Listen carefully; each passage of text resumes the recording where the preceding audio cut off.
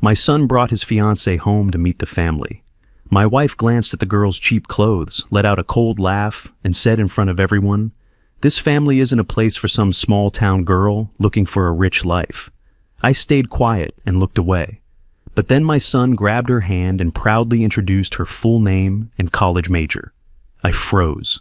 The wine glass slipped out of my hand and shattered. It was a last name I hadn't heard since 1999. And she was actually... This story isn't easy, but I believe it's worth hearing. Before we begin, drop a quick comment for me. What are you doing right now while you listen? Driving, working, or maybe winding down for the evening, I truly appreciate you being here. Just a quick note, some details have been adjusted for storytelling and reflection.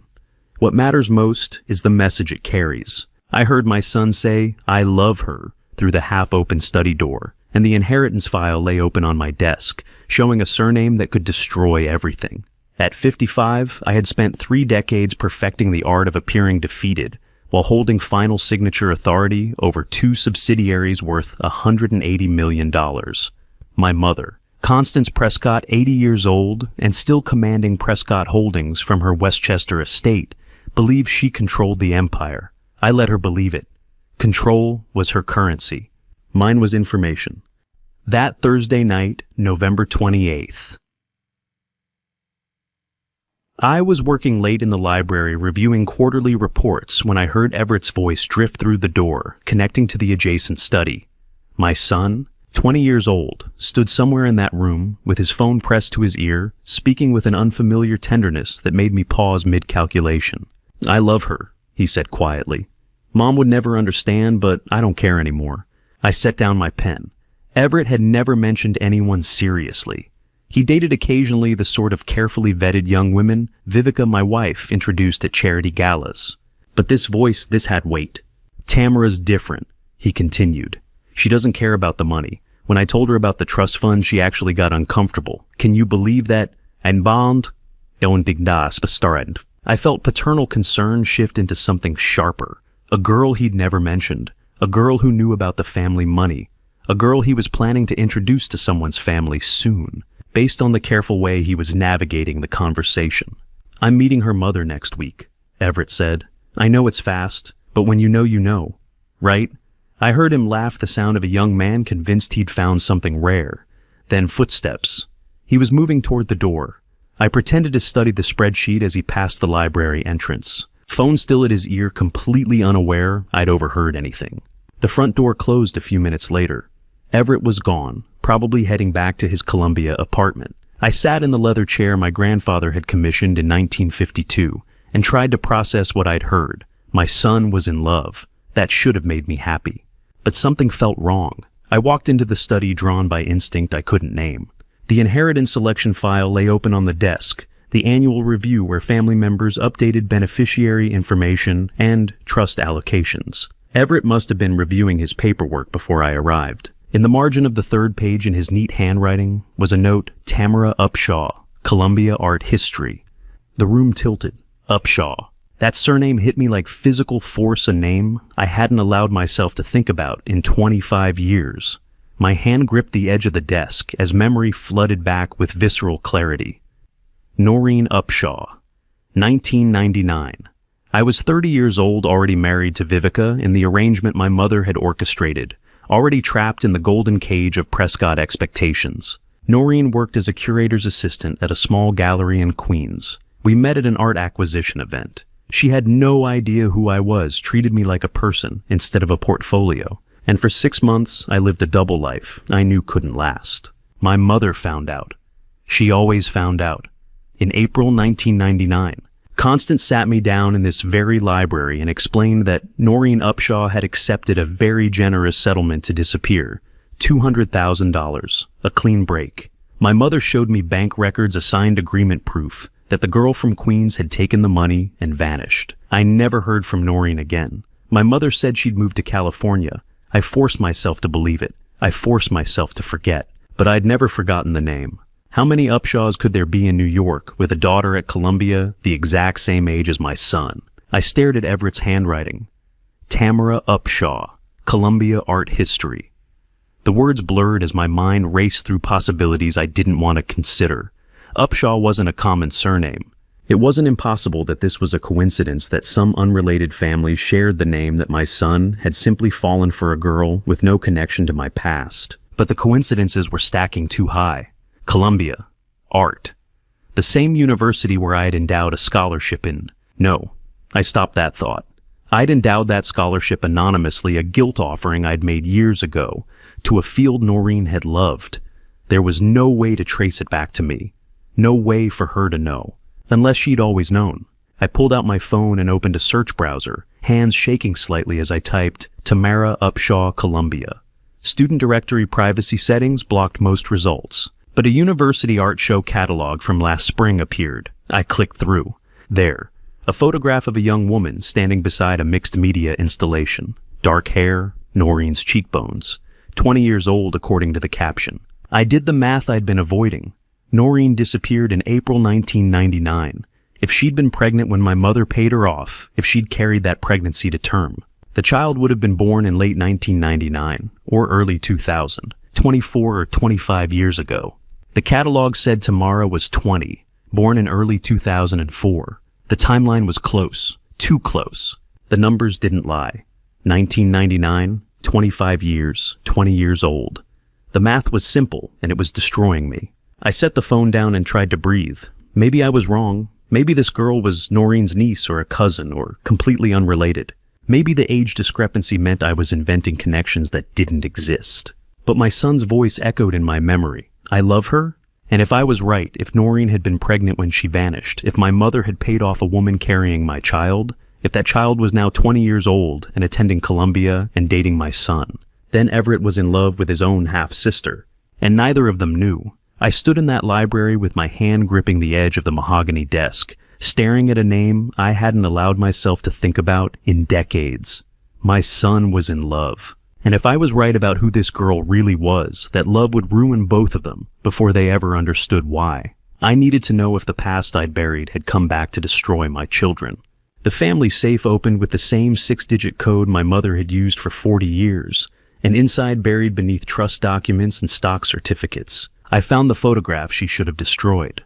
I'd waited until dawn, tracking Constance's routine with the precision I'd learned from years of surviving under her control. She took breakfast in the south parlor every morning at 6:30, a ritual as fixed as her conviction that the Prescott bloodline answered to her alone. That gave me 40 minutes in the East Wing study before she'd notice my absence from my own breakfast table. The safe sat behind a portrait of my grandfather, the founder who'd built this empire in the 1940s and died before he could see what his daughter would become. I swung the painting aside and entered the code 041952. April 19th, 1952. The day Prescott Holdings Incorporated. The door clicked open. Inside, everything was organized with my mother's obsessive precision. Trust documents in manila folders, stock certificates in acid-free sleeves, property deeds arranged chronologically. I pushed past the surface layer, searching for anything from 1999, anything with Noreen's name, anything that would confirm or deny the nightmare taking shape in my mind. My hands found a slim envelope tucked beneath a folder marked Closed Acquisitions 1995 to 2000. No label, no filing notation. Just a manila envelope that didn't belong in a safe full of legal instruments. I opened it. A single photograph slipped into my palm, 4 by 6 inches, slightly faded, dated April 9th, 1999, on the back in handwriting I didn't recognize. The image showed 2 people standing at the Hudson River, overlooking Cold Spring.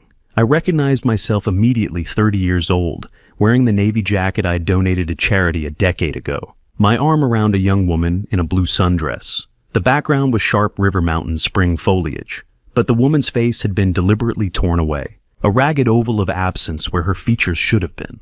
I remembered that dress. I remembered that afternoon. I remembered Noreen laughing as the wind caught her hair. Remembered thinking I would give up everything if it meant I could keep her. 2 weeks later, my mother told me Noreen had taken the money and disappeared. But she'd kept this photograph. Kept it for 25 years. Kept it hidden, but not destroyed. Filed under acquisitions like Noreen was just another asset to be managed and controlled. The face was torn away, but the dress remained. The river remained. The proof remained. "You're in my safe," a voice said from the doorway. That's bold even for you. I turned. Constance Prescott stood in the threshold with her arms crossed, 80 years old, but still carrying herself like a general surveying occupied territory. Her spine was rigid despite decades of wielding power through whispered threats and strategic cruelties. She wore her morning pearls and a dove-gray suit that probably cost more than most people earned in a month. Her eyes sharp cold, calculating fixed on the photograph in my hand. She didn't look surprised. She looked prepared. Who tore this photograph, Mother? I asked, keeping my voice level. She stepped into the study and closed the door behind her. Ancient history isn't your concern. Your son's future is. Answer the question. I did what was necessary. She crossed to the desk and sat in the leather chair like she owned every molecule of air in the room. She did technically. The estate, the holdings, the empire all still in her name until the trust transferred on her death. That girl was entirely unsuitable. I removed her. You moved on. We don't revisit closed chapters. You paid her off. I solved a problem. Constance's tone was clinical, discussing a business transaction. $200,000, she signed a separation agreement and left New York. You had a wife, a future. Responsibilities. I protected the family. How long had she been waiting for me to come looking for this photo? I held up the torn photograph.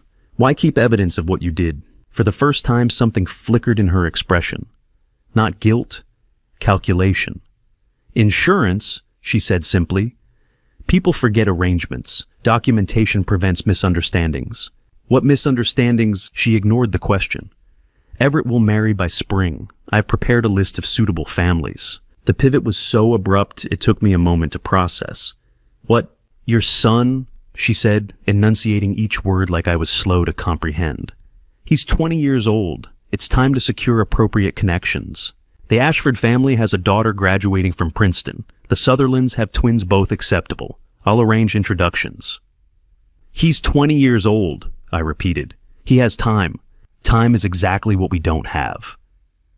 Constance stood and walked to the window, her back to me. Some mistakes repeat themselves unless we act. Your son has been seen with an entirely unsuitable girl. Art student, no family connections, no assets. I won't allow history to repeat. My chest went cold. What do you know about Everett's personal life? I know everything about this family. She turned and her expression was granite. He's dating someone named Tamara. It ends now. You will speak to him. You will explain that his future requires better choices, and he will marry someone from the approved list by June. 6 months. She was demanding my son marry a stranger in 6 months. And if he refuses, he won't refuse. Constance walked past me toward the door. Because you'll convince him. You know what happens when Prescott men make romantic decisions without family approval. You lived it. You won't let your son repeat your mistakes. She said some mistakes repeat themselves, and I understood she knew about Tamara all along. She paused at the threshold. The photograph stays in the safe. Ancient history should remain buried. For everyone's sake, she left. The door clicked shut. I stood in the East Wing study holding proof that my mother had destroyed my relationship with Noreen 25 years ago. And now I understood the deeper truth. Constance wasn't just controlling, she was terrified. She knew Noreen had been pregnant. She knew there was another child. And now she was racing to bury that secret before Everett discovered he was in love with his own sister. My mother stood in the doorway with her arms crossed, already planning my son's wedding to a stranger. And I realized with cold certainty I had to find Noreen before Constance found them both. I drove north on Route 9 alone, without telling anyone where I was going, because the truth I was hunting could destroy my family before I ever understood how to protect it. The morning after finding that torn photograph, I'd spent 3 hours tracing Noreen through old museum employment records. She'd worked as an archivist specializing in Hudson Valley historical collections. By noon, I'd found an estate sale consultant in Cold Spring, operating under the name N. Caldwell, 20 years of experience in historical appraisal. The professional photo showed a woman in her 40s with dark hair pulled back, wearing reading glasses and a neutral expression designed to deflect attention. But I recognized the angle of her jaw, the way she held herself at a distance from the camera. Noreen had been 50 miles north for 2 decades, living in plain sight, under a name that wouldn't trigger any search my mother might run. I took an unmarked sedan, told my assistant I was visiting a property upstate, and drove. The Hudson River paralleled my route, gray and cold. I passed through small towns where family meant something different than shareholder value and inheritance structures. Cold Spring appeared as predicted, a main street of antique shops and cafes, historic architecture preserved for tourists. I parked 3 blocks from Caldwell Estate Services and walked. The office occupied a converted Victorian sharing space with an art gallery. Through the window, I could see shelves of cataloged items, the organized chaos of someone who sorted through other people's histories for a living. I went to the cafe 2 doors down and took a corner booth where I could watch the street. If Noreen was still the person I remembered, she'd take a late lunch around 2 o'clock. At 2:15, she emerged carrying a leather bag and a worn paperback. Noreen Upshaw, 44 years old, moved through the world with practiced invisibility, the careful anonymity of someone who had spent 25 years making sure no one looked too closely. She wore jeans and a dark sweater, her hair shorter than I remembered threading with gray.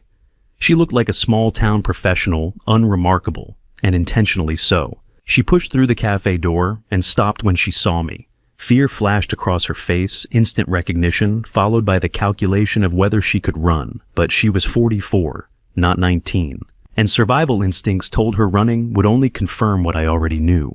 She crossed to my booth and sat without invitation.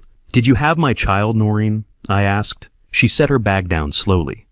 "You have no right to ask me that after 25 years of silence. I didn't know you were pregnant. My mother told me you took the settlement and left." "Your mother paid me to disappear, $200,000 and a legal agreement that if I ever contacted you again, she would destroy me and take the child. I was 22, pregnant. With no family and a woman with unlimited resources threatening me. What would you have done? 25 years of silence sat between us, like a third person heavier than any truth we could speak. I would have fought for you," I said. "You were already married. You had responsibilities." Noreen pulled off her reading glasses. Without them, I could see the woman I'd known. "Why are you here now?" "My son is dating a girl named Tamara Upshaw." The color drained from her face. "Yes," she whispered. "I had your daughter. Your mother made sure you'd never knew.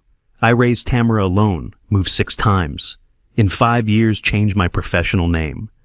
Built a life where Constance Prescott would never find us. And she has no idea who her father is because telling her would put her at risk.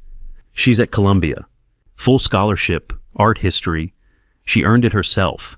Noreen's hands were shaking. "She's brilliant and kind and nothing like your family." "She's dating my son," I said. "They're in love, and they're half-siblings." Noreen closed her eyes. "No, how would they even... Same age, same campus, no idea they share DNA." I leaned forward. "My mother found out. She's demanding Everett marry someone else within 6 months. She knows Noreen. She's always known about Tamara." The cafe door opened. A young woman walked in dark hair and a ponytail, wearing a Columbia sweatshirt and carrying an overstuffed backpack. She headed straight for our booth. "Mom, I thought you were working until 3. She stopped seeing me. "Oh, sorry, I didn't mean to interrupt." Tamara Upshaw, 20 years old, stood 3 feet away with art history texts visible through her bag's open zipper, completely unaware that she was looking at her biological father for the first time. She had my bone structure, the high cheekbones that ran through every Prescott for 3 generations, the same green-gray eyes that looked back at me from Everett's face every morning, the distinctive arch of eyebrows that appeared in family portraits dating back to my grandfather. The resemblance wasn't subtle. It was undeniable. "Tamara, this is an old friend from the city," Noreen said, her voice remarkably controlled. "We were just catching up." "Nice to meet you." Tamara smiled, polite and warm. "I'm just grabbing lunch before heading back to campus. Big paper due Monday." "Art history," I managed. "Renaissance iconography. Fascinating, but brutal." She laughed. "Anyway, I'll leave you 2 alone. Mom, I'll be back Sunday, okay?"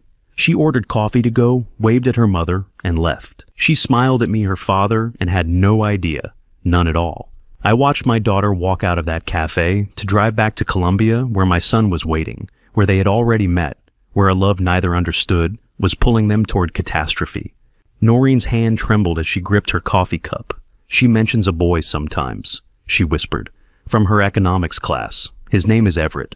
Dean Wolf's office was 3 blocks from my corporate headquarters, close enough to reach in 8 minutes, far enough that no one from my world would ever notice I was there. I needed proof. Not speculation, not timeline calculations, not maternal instinct about my mother's capacity for cruelty.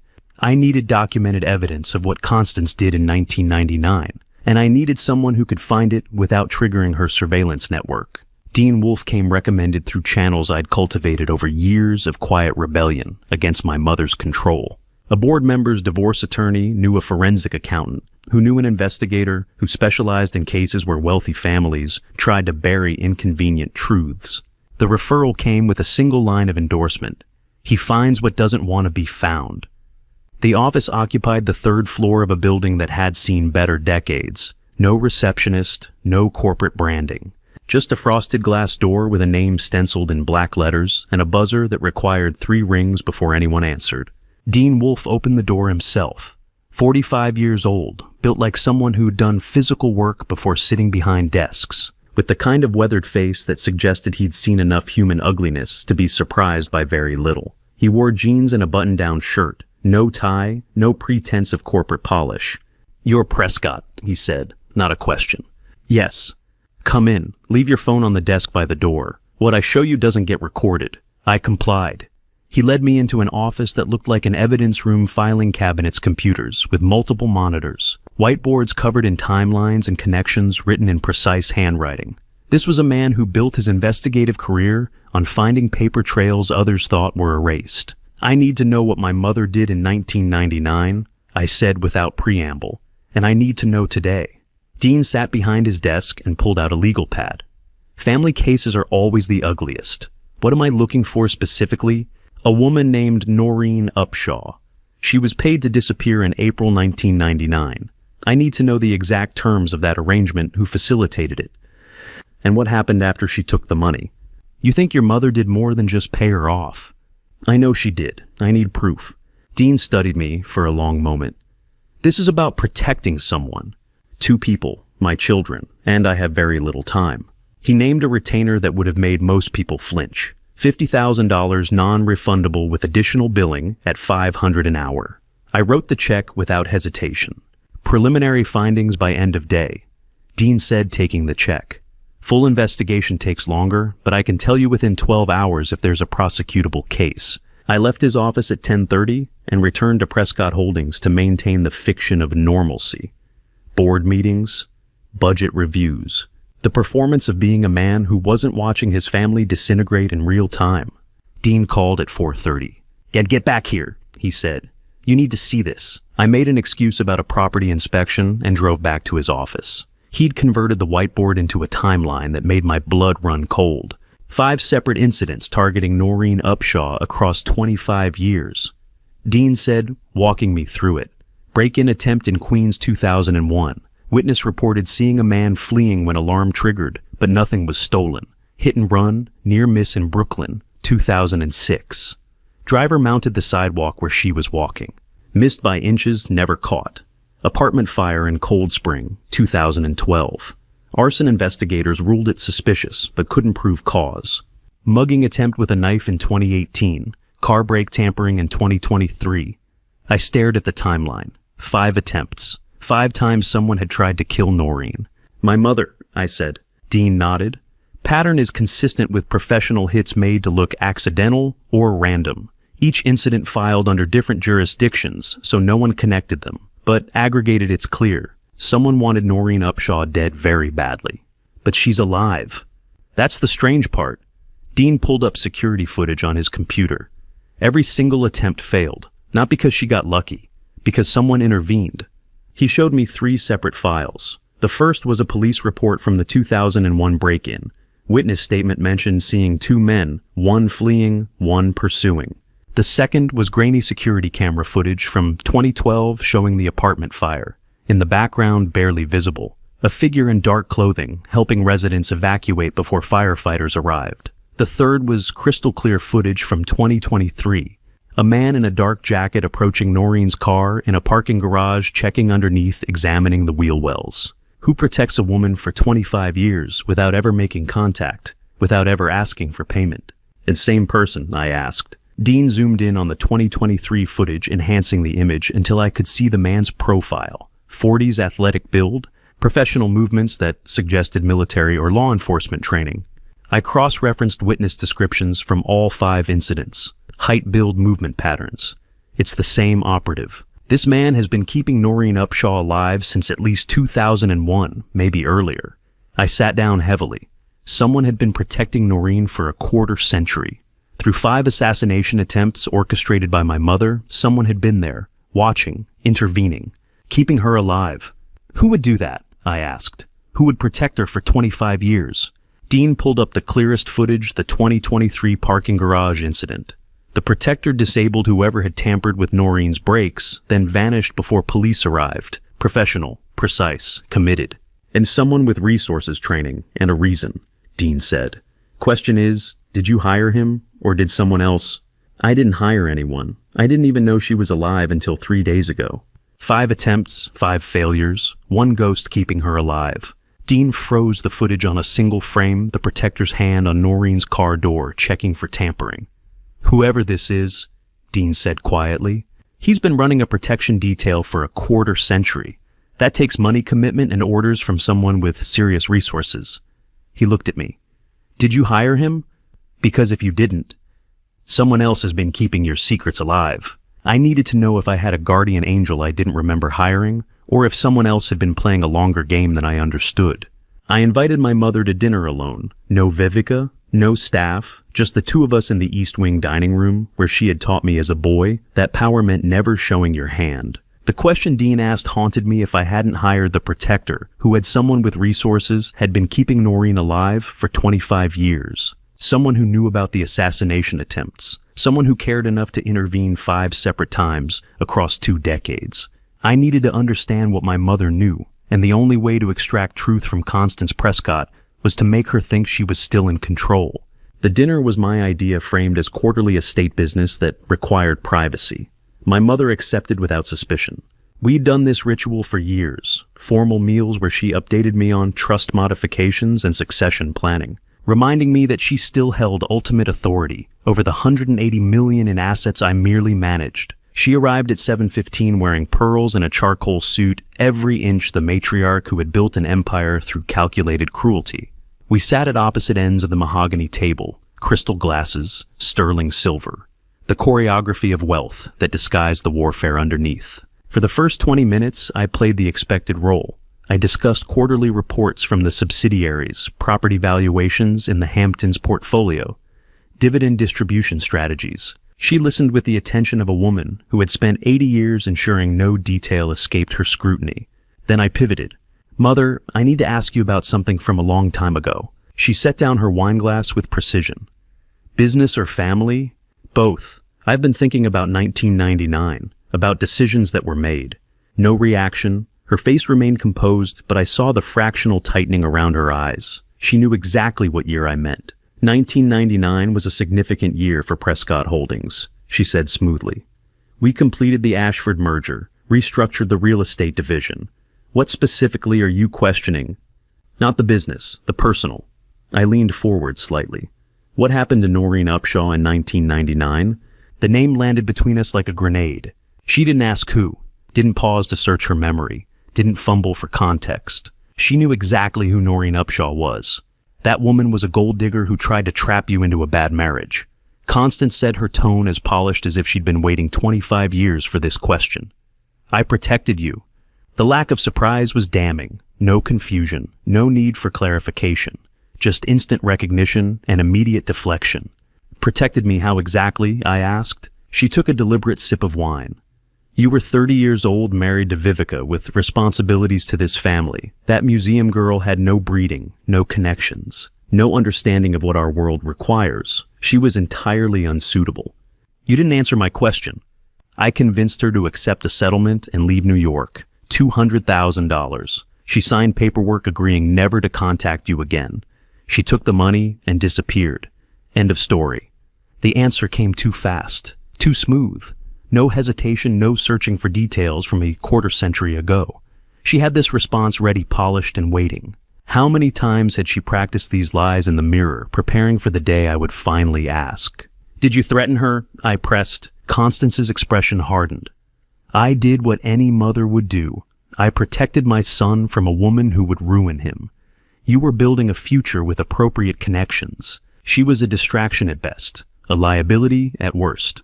That's not an answer. That's a speech you've been rehearsing for decades. She set her napkin beside her plate with controlled precision.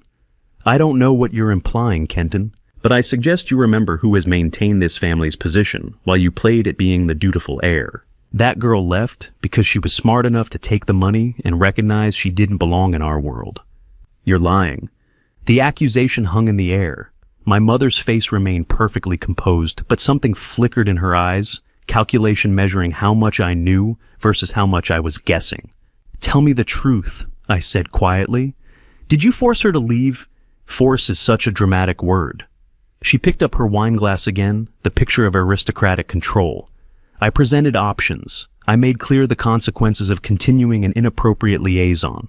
I protected family interests. That's what leadership requires, making difficult decisions others are too weak to make. Every word was perfect. Every deflection landed smoothly. She wasn't confessing to anything specific, wasn't admitting to threats or coercion, but she wasn't denying knowledge either. This was a woman who had spent 25 years preparing her defense. She wasn't confessing. She was performing a script she'd written 25 years ago. What if I told you she's still alive? I asked. Constance paused for exactly 2 seconds, long enough to suggest surprise, short enough to maintain composure. Then she took my advice and built a life elsewhere. Good for her. What if I told you she had a child? Another pause, perfectly calibrated. Many women have children, Kenton. What does this have to do with estate business? What if that child was mine? She set the wine glass down and folded her hands in her lap. Then you would have known about it 25 years ago, wouldn't you? Unless you're suggesting this woman hid a pregnancy and raised a child without ever mentioning it to the father, which would make her exactly the kind of manipulative person I warned you about. The logic was airtight. The delivery was flawless. She had an answer for everything because she'd spent 2.5 decades preparing for this conversation. You knew, I said. You've always known. Constance stood from the table, smoothing her suit with elegant precision. You're chasing ghosts, Kenton. That woman is gone. Let her stay gone. Focus on your actual family, your wife, your son, the legacy you're supposed to be preserving. But I had seen it. In the millisecond before her mask returned, I had seen the truth. She knew Noreen wasn't gone. She knew exactly where Noreen was, and she knew about Tamara. My mother folded her napkin with surgical precision. You're chasing ghosts, Kenton. She said, her voice as cold as the chandelier above us. That woman is gone. Let her stay gone. But I had seen the truth in the millisecond before her mask returned. She knew Noreen wasn't gone. She knew exactly where Noreen was, and she knew about Tamara. The war wasn't coming. It was already here. Viveka moved through the Columbia University donor reception like a surgeon selecting instruments, identifying the 3 women whose whispers could destroy a reputation before breakfast. The war had begun the moment I left that dinner with Constance. I knew it with cold certainty when Dean called me at midnight. Your wife was at Columbia last night, he said. Art patron event. She spoke privately with Cynthia Ashford, Margaret Sutherland, and Eleanor Richmond, all mothers with daughters in Everett's year. 3 different girls received calls from their mothers this morning with the same story: watch out for a gold digger named Tamara Upshaw, targeting the Prescott heir. I stood in my home office looking across the hall toward the bedroom I shared with Vivica Prescott, 50 years old, who had built her art gallery empire less on taste than on leveraging her husband's name and connections. She'd married me because Constance arranged it. She'd stayed married because divorce from a Prescott meant losing access to the world that defined her value. And now she was attacking my daughter. How fast is it spreading? I asked. Instagram posts started this morning, veiled nothing actionable but clear enough. Some girls come to Columbia for education, others for MRS degrees. Gold diggers think they're subtle, but we see you. The usual elite exclusion tactics.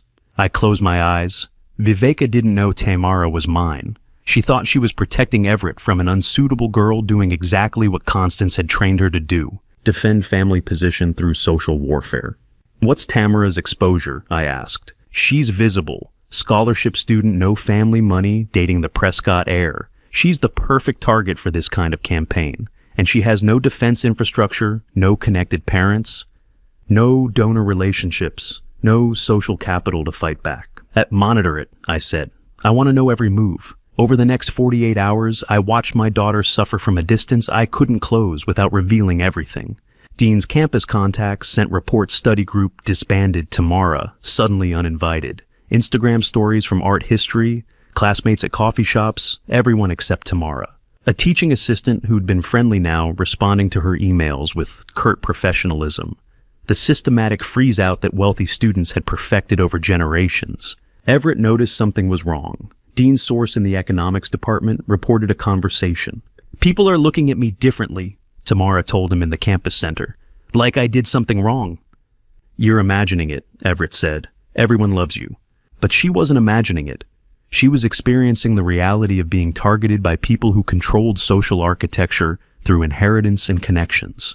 Everett couldn't see it because he'd never been the target. He lived inside the protection of the Prescott name. She lived outside it, vulnerable to exactly the kind of calculated destruction Viveka was orchestrating. I was watching my daughter be destroyed by my wife, and I couldn't tell either of them the truth. On December 5th, Dean called with an urgent update. "It's escalating. 3 girls, Rebecca Ashford, Caroline Sutherland, Amanda Richmond, are planning a public confrontation. Butler Library this afternoon. They want to humiliate her in front of witnesses. Can you stop it?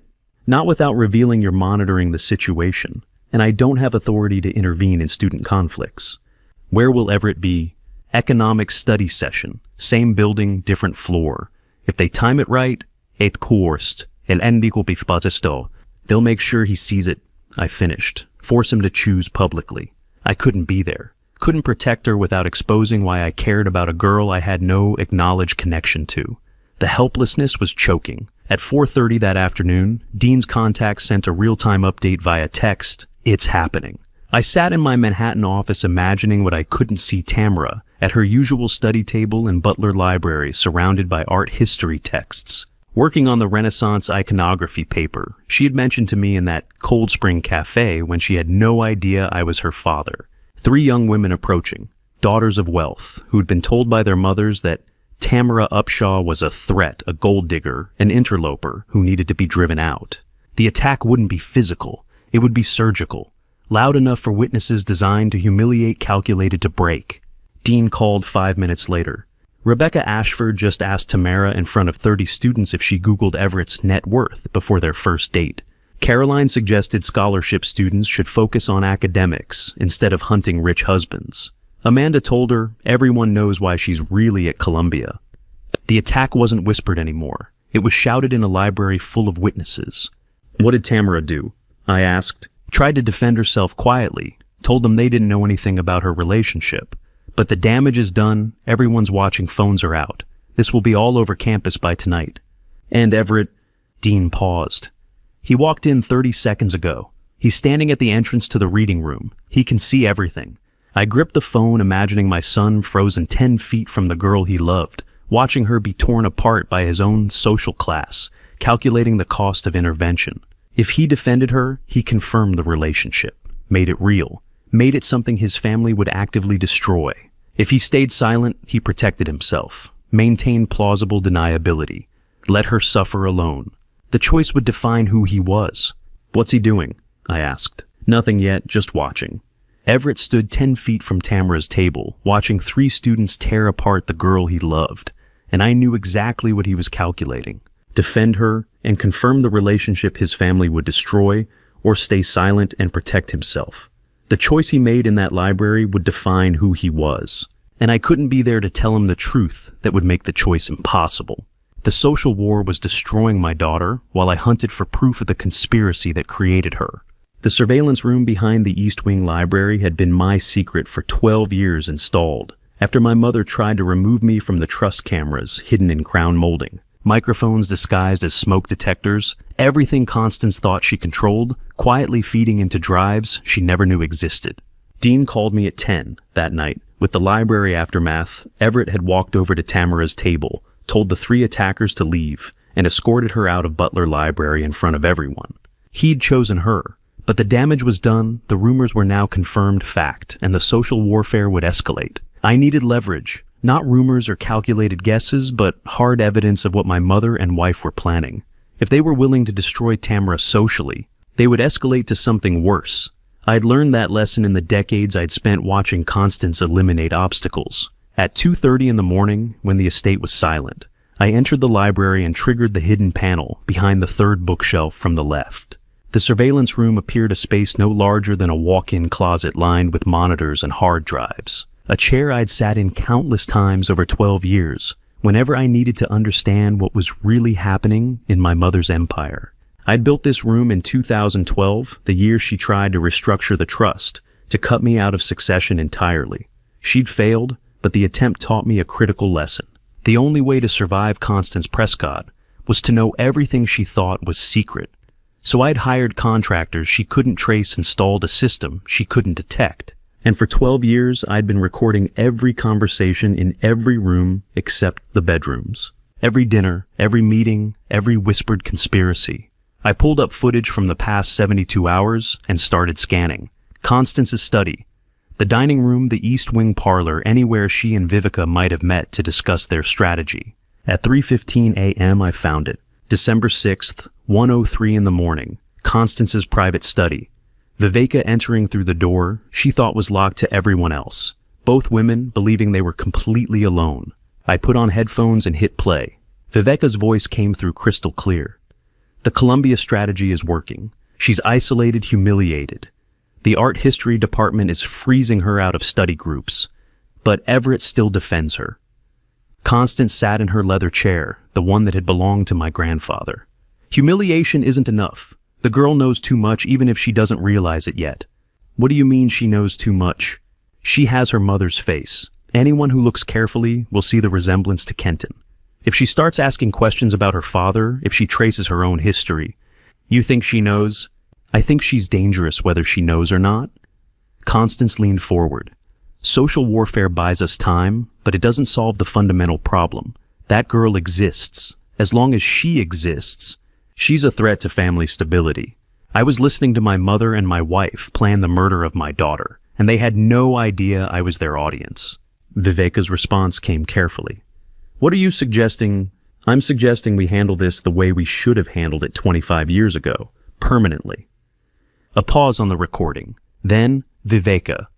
I have people who can make problems disappear. They've done it before. It would need to look natural, accident depression, something that doesn't invite investigation. Can they move quickly? How quickly? Constance's answer was cold. Before Christmas, before Everett does something stupid like proposing to her, before she figures out who she is and makes claims on the family. My hand gripped the edge of the desk. They were planning this with the same clinical detachment they had used to discuss property acquisitions. At staging an accident takes planning, Viveca said. Resources? These people don't work cheap. How much?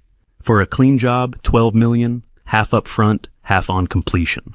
$12 million. The number landed like a physical blow. They were putting a price on my daughter's murder. Constance didn't hesitate. I'll arrange the transfer. Offshore accounts untraceable. But I want it done before winter break. Students scatter, people disappear for holidays. It's the perfect window. Accident or suicide? Viveca asked. Which plays better publicly? I don't care how it looks. I care that she's gone before Christmas. Make it happen. The recording continued with logistics account numbers, contact protocols, plausible deniability structures. But I'd heard enough. Before Christmas, my mother said. 2 weeks. They had given my daughter 2 weeks to live. I stopped the playback and sat in the darkness, forcing myself to breathe. They were going to kill Tamara. Not eventually, not as a last resort, but immediately. Within 2 weeks. The social warfare at Columbia wasn't the main strategy. It was the cover story.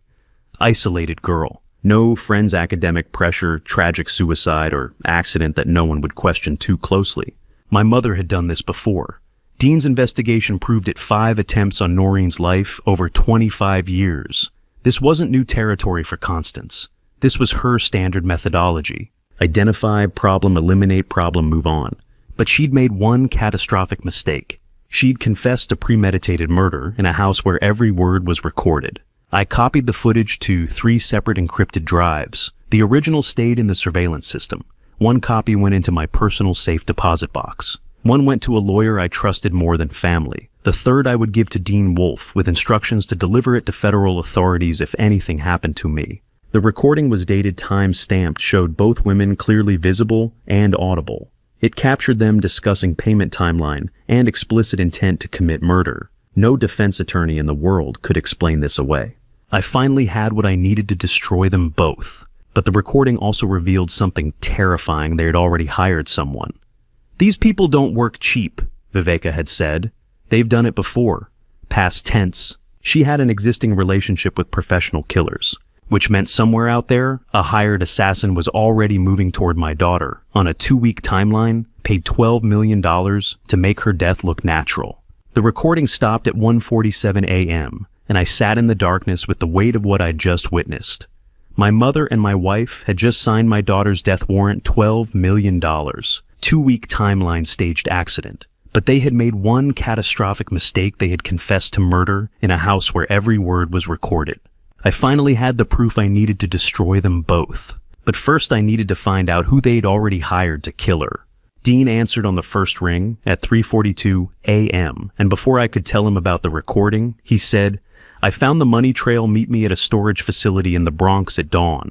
I had the surveillance footage showing my mother and wife planning murder. Dean had the financial trail leading to whoever they had hired. The pieces were converging, but we were racing against a 2-week timeline that might be much shorter. I took an unmarked car and drove through pre-dawn darkness to an address in the industrial Bronx, a commercial storage complex that had seen better decades, surrounded by chain-link fence and security cameras that probably hadn't worked in years. Dean was waiting in the parking lot when I arrived at 6 a.m., holding 2 cups of coffee and a set of bolt cutters.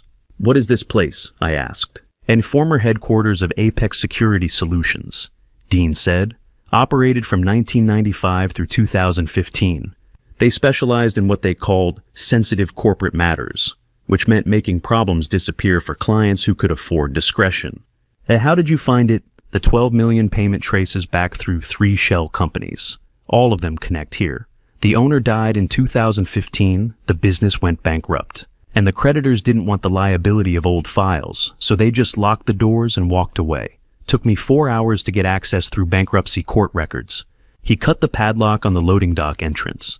Inside the facility was exactly what Dean described: rows of metal shelving, holding bankers' boxes covered in decade-old dust. File cabinets marked with years and case categories, the archived evidence of crimes nobody wanted to prosecute. "What are we looking for?" I asked. "Proof that your mother's been using these people for 25 years, and hopefully identification of who she's using now." We searched methodically. Dean had brought photos of the financial records account, numbers, dates, transaction codes, looking for matches in the physical archives. At 6:45, he found it. "Here." Dean pulled a thick manila folder from a file cabinet marked Active Contracts 1995 to 2005. The tab read Upshaw N. Long-term protection detail inverse. Inverse, not protection, elimination. I opened the folder. Inside were detailed contracts documenting 5 separate assassination attempts. June 2001, break-in at Queen's apartment. Status failed. External intervention. October 2006, vehicle pedestrian incident Brooklyn. Status failed. External intervention. March 2012, residential fire, Cold Spring. Status failed. External intervention. August 2018. Street attack weapon assault. Status failed. External intervention. November 2023. Vehicle brake tampering. Status failed. External intervention. Every attempt meticulously documented. Every failure attributed to the same mysterious factor, someone else protecting Noreen. 5 separate contracts, I said. All failed because someone kept saving her. Dean flipped through the pages. Notes here reference unknown protective detail operating outside contracted parameters. They tried to identify who was protecting her, but couldn't. Professional work military-grade intervention never made contact with the target. My mother's elegant handwriting documented 25 years of attempted murder, signed and notarized like a business contract. The question is, who signed the original contract authorizing all of this? Dean said. He turned to the final page. The authorization signature sat above a notary stamp dated May 15, 1999. The handwriting was distinctive, elegant, unmistakable. I had seen it on birthday cards, trust documents, corporate memoranda for 55 years. Constance Margot Prescott. Dean pulled comparison samples from his briefcase of state documents, board minutes, stock certificates bearing my mother's verified signature. He laid them side by side with the contract authorization. Perfect match. The characteristic loop on the capital C, the terminal flourish on the final T, the way she crossed her P with slightly more pressure than the downstroke. My mother had signed a contract to have Noreen Upshaw killed 3 months after paying her to disappear. The settlement was never meant to make Noreen go away. It was meant to make her vulnerable, isolated, easier to eliminate. Notarized 1999, Dean said quietly. Initial payment $2 million. Annual retainer $100,000. Performance bonuses per successful termination. I read the contract terms. It wasn't just a one-time hit. It was an ongoing relationship, a kept assassin, someone my mother paid yearly to remain available, to keep trying until the target was eliminated or the contract was terminated. Look at the renewal clause, Dean said. I found it in the appendix, contract renewable annually upon client authorization and payment of retainer. Non-renewal requires 90-day written notice. Dean flipped to the payment ledger attached to the file. 25 years of transactions all cleared. $100,000, January of every year, like clockwork, including January 2024. The retainer was active. Right now, today. Someone was waiting for the call to kill my daughter. She's been paying this assassin for 25 years, I said, and he's still under contract, which means the $12 million payment isn't hiring someone new, Dean said. It's activating someone who's been on retainer for decades, someone who knows the target, knows the pattern, knows how to make it look natural. My hands were shaking. The clinical precision of it was overwhelming. My mother hadn't just tried to kill Noreen once and moved on. She'd maintained a professional relationship with a killer for 25 years, renewing annually, keeping him available for the moment when elimination became necessary again. Dean turned to the final ledger entry. Look at this.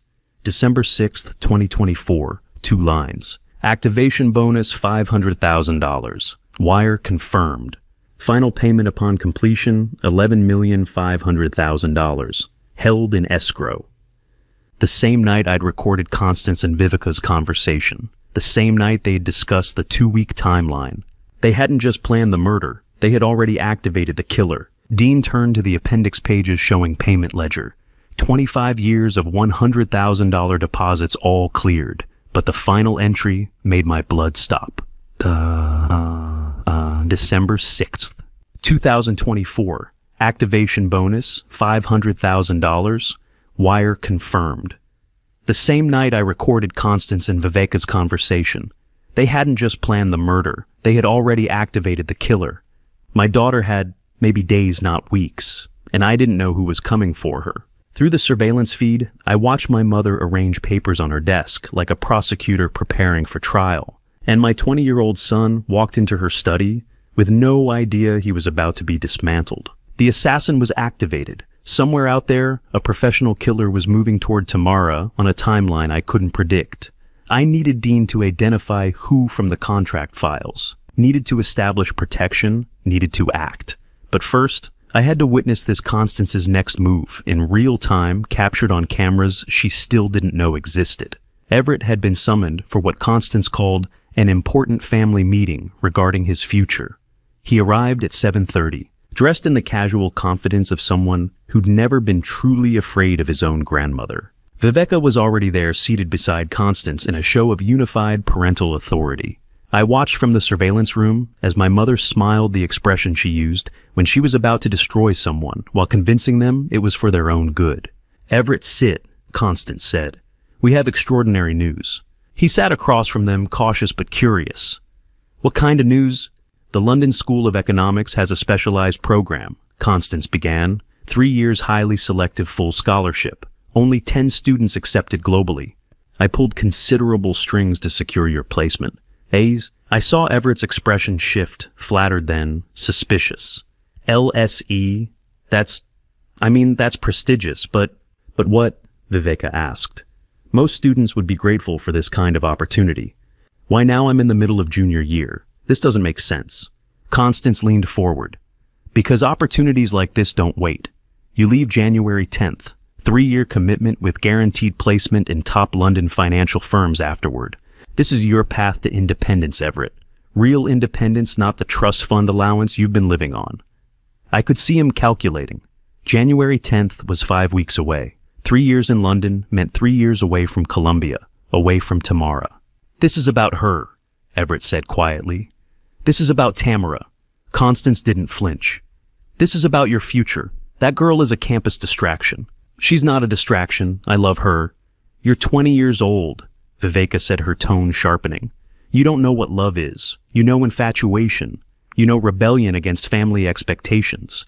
What you don't know is how quickly unsuitable attachments can destroy everything you're supposed to become. Everett stood. I'm not doing this. I'm not leaving Columbia, and I'm not leaving Tamara because you've decided she's not good enough for the Prescott name. Constance's smile disappeared. Sit down. The command had weight. Everett sat. You misunderstand the situation, Constance said. This isn't a request. This is a choice. Accept the LSE program and end your inappropriate relationship with that girl, or lose everything. Trust fund access, frozen immediately. Columbia connections severed. I sit on 3 boards that fund your scholarships. The Prescott name, which has opened every door you've walked through, weaponized against you instead. You can't. I absolutely can, and I will. Constance's voice was ice. You're not the only one at risk here, Everett. That girl Tamara has built a fragile position at Columbia. Scholarship student. No family support, already socially isolated, thanks to recent rumors. How long do you think she'd survive a formal investigation into academic fraud, criminal accusations of using false credentials, a very public expulsion? I was watching my son be broken by my mother, and I couldn't stop it without revealing everything, including the truth that would destroy him. Everett's face went pale. She hasn't done anything wrong? That's irrelevant, Viveka said. What matters is what we can make people believe. Refuse this opportunity and we'll make sure that girl never works in this city again. We'll make her name synonymous with fraud. Every future employer will see the accusations first. This isn't about protecting me, Everett said. This is about control. This is about you choosing wisely between a girl and your entire future, Constance said. You can go to London, build a real career, and spare her the consequences of your stubbornness. Or you can cling to campus romance and watch us destroy her completely. The trap was perfect. Everett could defy them and lose everything while watching Tamara suffer worse, or he could comply and believe he was protecting her through distance. My mother was a master. She'd framed surrender as noble sacrifice. Everett sat in silence for a long time. I could see him aging in real time, the weight of impossible choices pressing down on 20-year-old shoulders. If I sign this, he finally said, his voice hollow, you leave her alone completely. You have my word, Constance said. The girl will be untouched. The pause before untouched was deliberate, a promise that meant nothing. Viveka slid papers across the desk. Study abroad agreement, departure January 10th, 3-year commitment, sign here. The pen touched paper. My son signed away his future to save the sister he didn't know he had. His hand shook as he wrote his name. Viveka witnessed the signature, making the document legally binding. Everett didn't look up, just pushed the papers back across the desk and stood. Can I go? He asked. Of course, Constance said warmly. And Everett, you made the right choice. You're protecting her from something much worse than a broken heart. He left without responding. The door closed behind him with quiet finality. I had recorded the entire extortion. Every threat, every manipulation, every illegal coercion captured on surveillance that would stand up in any court. Evidence that would destroy both Constance and Viveka completely. But I'd paid for that evidence with my son's devastation. Constance waited exactly 10 seconds after Everett's departure. Then she turned to Viveka with the cold smile I knew too well. The boy's handled, she said. Now proceed with the permanent solution. I want the Upshaw girl gone before he leaves for London. No delays, no failures this time. Viveka nodded. I'll confirm the activation. Target timeline within 72 hours. Make it look natural. Accident suicide. Something that won't invite investigation. It's already arranged. Everett left the study with slumped shoulders, believing he'd made a noble sacrifice. Constance waited until the door closed, then turned to Viveka with a cold smile I could see perfectly on camera. The boy's handled, she said. Now proceed with the permanent solution. I want the Upshaw girl gone before he leaves for London. The false defeat was complete. My son thought he'd protected Tamara by leaving, but he'd just removed the only witness who might notice when the assassin moved. I scheduled the meeting for 2 p.m. on December 10th at the trust offices in Westchester, sent formal invitations to my mother and wife, and spent the morning practicing how a defeated man holds his shoulders. 72 hours. That's what Constance had given the assassin. I'd watched the surveillance footage 3 more times, memorizing every word, every gesture, building the case I would eventually use to destroy them both. But first, I needed them overconfident victorious, certain they'd won. The trust attorney's conference room overlooked rolling hills that had belonged to Prescott family interests since the 1940s. Oak paneling, leather chairs, the architectural language of old money that believed itself permanent. I arrived early and positioned myself at the far end of the table, not the head where authority sat, but 3 seats down where someone surrendering territory might choose. I wore a suit that needed pressing, carried documents and folders that looked hastily assembled, let exhaustion show in my posture. Constance and Vivica arrived exactly on time. My mother wore her pearl gray suit, the armor of executive power. Vivica carried a designer bag that probably cost more than most people earned in a month. They expected confrontation. Instead, they found me staring at paperwork like a man who'd run out of fight. Thank you for coming," I said, not standing. "I called this meeting because I've been fighting battles I can't win. It's time to acknowledge reality." Constance sat at the head of the table, her natural position. "This is unexpected. What exactly are you proposing? A restructuring that gives you the control you've always believed you should have." I slid documents across the polished wood. Everett's decision to study abroad was a wake-up call. I've been so focused on managing the business that I lost sight of what matters: family harmony. The trust attorney, a man named Harrison who'd worked with Prescott Holdings for 15 years, reviewed the documents I'd prepared. His expression was carefully neutral, but I could see the surprise. He'd expected me to fight any transfer of authority, not initiate it. How long would it take them to realize that a man who built a surveillance empire would never surrender without embedding his own insurance? Vivica studied the cover page. "What are these subsidiaries?" "The Media Acquisition Division and the European Real Estate Portfolio," I said. "Combined asset value of $340 million. I'm proposing operational control transfers to a family oversight board chaired by Constance. All major decisions would require board approval."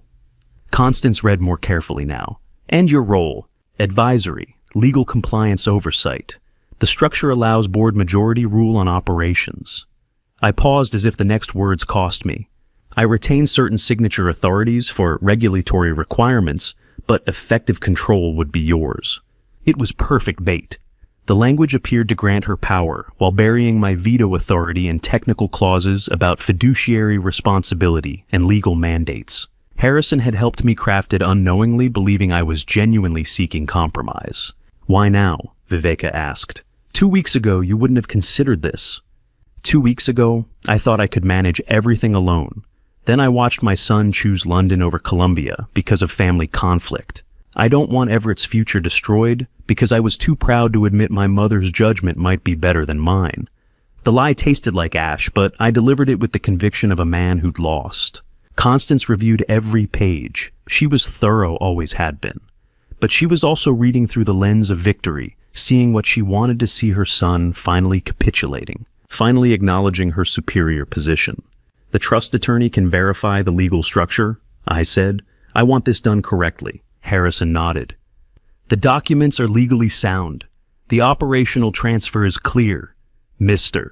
Prescott retains certain authorities related to regulatory compliance and fiduciary duty standard NTZ. Structures like this, but daily management and strategic decisions would indeed rest with the family board." Constance set the papers down. "This is a good start. A start, not acceptance." I'd known she'd push for more.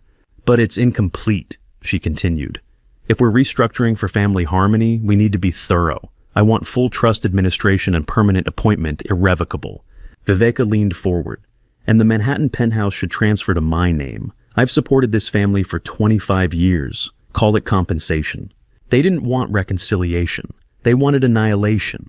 I let the silence stretch, appearing to absorb the additional demands with the defeated expression of someone who'd already surrendered the important battles and couldn't muster energy to fight over details. "Those are significant changes," I said quietly. "I need time to review with counsel. How much time? Constance asked. A week, maybe 2. The trust administration role requires board approval across multiple entities. 1 week, Constance said. It wasn't a negotiation. I nodded slowly. I'll have revised documents prepared. Harrison began collecting papers. I'll draft the amendments for review. Given the scope of changes, we should schedule a follow-up meeting for December 17th. Constance stood, and the meeting was over. She'd gotten what she came for: total capitulation and a timeline for complete victory. Viveka gathered her things, already mentally spending the penthouse sale value. This is the right decision, Kenton. Family should come first. They left together, my mother and my wife, discussing their triumph in voices just loud enough for me to hear through the closing door. Harrison stayed behind, organizing documents. Are you certain about this? He asked quietly. These are substantial concessions. I'm tired of fighting, I said, maintaining the performance. Sometimes you have to recognize when you've lost. He nodded sympathetically, seeing what I wanted him to see, a man broken by family warfare, choosing peace over power. What he didn't see was the morality clause buried in Section 12, subsection 4, paragraph 3 of the Trust Amendment. Language preserving my authority to freeze all assets within 24 hours upon documented proof of domestic violence conspiracy to harm family members or financial fraud against trust beneficiaries. Constance and Viveka left the trust office with triumph written across their faces, already planning how to spend the fortune they believed they'd seized. They didn't know that the documents they had just celebrated contained carefully buried language preserving my authority to trigger the morality. A clause that would freeze every asset within 24 hours if I could prove domestic violence or conspiracy to harm family members. And I had 20 hours of surveillance footage proving exactly that. Now, I just needed to trace the $12 million before the assassin they had hired struck. Dean had been awake for 36 hours when I walked into his office at 6 a.m. on December 11th. And the wall behind his desk was covered in financial charts that looked like a spider web, designed by someone tracking the devil's accountant. I'd left the trust meeting yesterday afternoon playing defeated. Then I'd called Dean and told him to trace the payment no matter how long it took. The assassin had a timeline. So did we. Coffee cups littered his desk. 3 computer monitors displayed spreadsheets, wire transfer records, and corporate registration databases. Dean looked like hell, but his eyes were sharp. Tell me you found something, I said. He pointed at the wall chart. 3 shell companies, 4 wire transfers, 6 different banks. Whoever set this up knew what they were doing. Delaware, LLC, Cayman Holding Company. Singapore Private Equity Fund. Each one designed to look like legitimate business transactions. Can you trace it back to the source? Already did. Dean pulled up a file on his center monitor. That's the interesting part. It's not your mother's money. I moved closer. What? The $12 million originated from accounts belonging to Viveka Prescott, specifically accounts tied to her art gallery operation. Viveka, my wife, funding an assassination independently. Show me, I said. Dean walked me through the trail. December 6th, 217. AM wire transfer of $4 million from Viveka Margot Gallery, limited to Delaware Shell Company Coastal Asset Management. Same day, 4:33 a.m. $3 million from Gallery Consulting account to Cayman Holding Structure, December the 7th. $5 million from Gallery Acquisition Fund to Singapore entity. Her gallery generates $8 to $12 million annually, Dean said. High-end contemporary art sales, private commissions, consulting fees from wealthy collectors. She's been building personal wealth separate from the Prescott marriage for 2 decades. Prenuptial agreement gave her complete control over business income.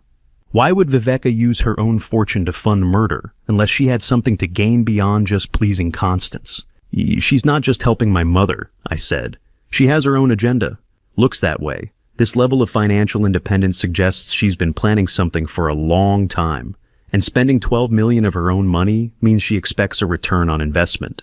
I thought about the trust meeting yesterday, Viveka demanding the Manhattan Penthouse Art Gallery, endowment's control over cultural assets. She wasn't just supporting Constance's play for power. She was positioning herself for a share of the spoils. Where did the money go after the shell companies? I asked. That's where it gets clearer. Dean pulled up offshore banking records. Final destination account registered to Meridian Strategic Solutions, security consulting firm based in Geneva. Offices in 12 countries specializes in executive protection, or in threat elimination. I finished. Dean nodded. They're careful. Everything appears legitimate on paper bodyguards, risk assessment, corporate security. But if you know what to look for in their account activity, you see the pattern. High-value payments structured as consulting fees, activation bonuses, escrow arrangements tied to measurable outcomes. He showed me the Meridian account ledger. December 6th, $500,000 deposit notation, activation fee, contract 47B. Same day, $11.5 million transferred to escrow account notation, performance completion, pending verification. What's the payment structure? I asked. Activation fee clears immediately, that's the $500,000. It means the contractor accepted the job and is actively working.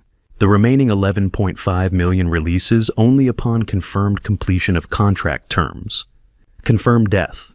Exactly. They won't pay until there's proof the target is eliminated. My hands were shaking.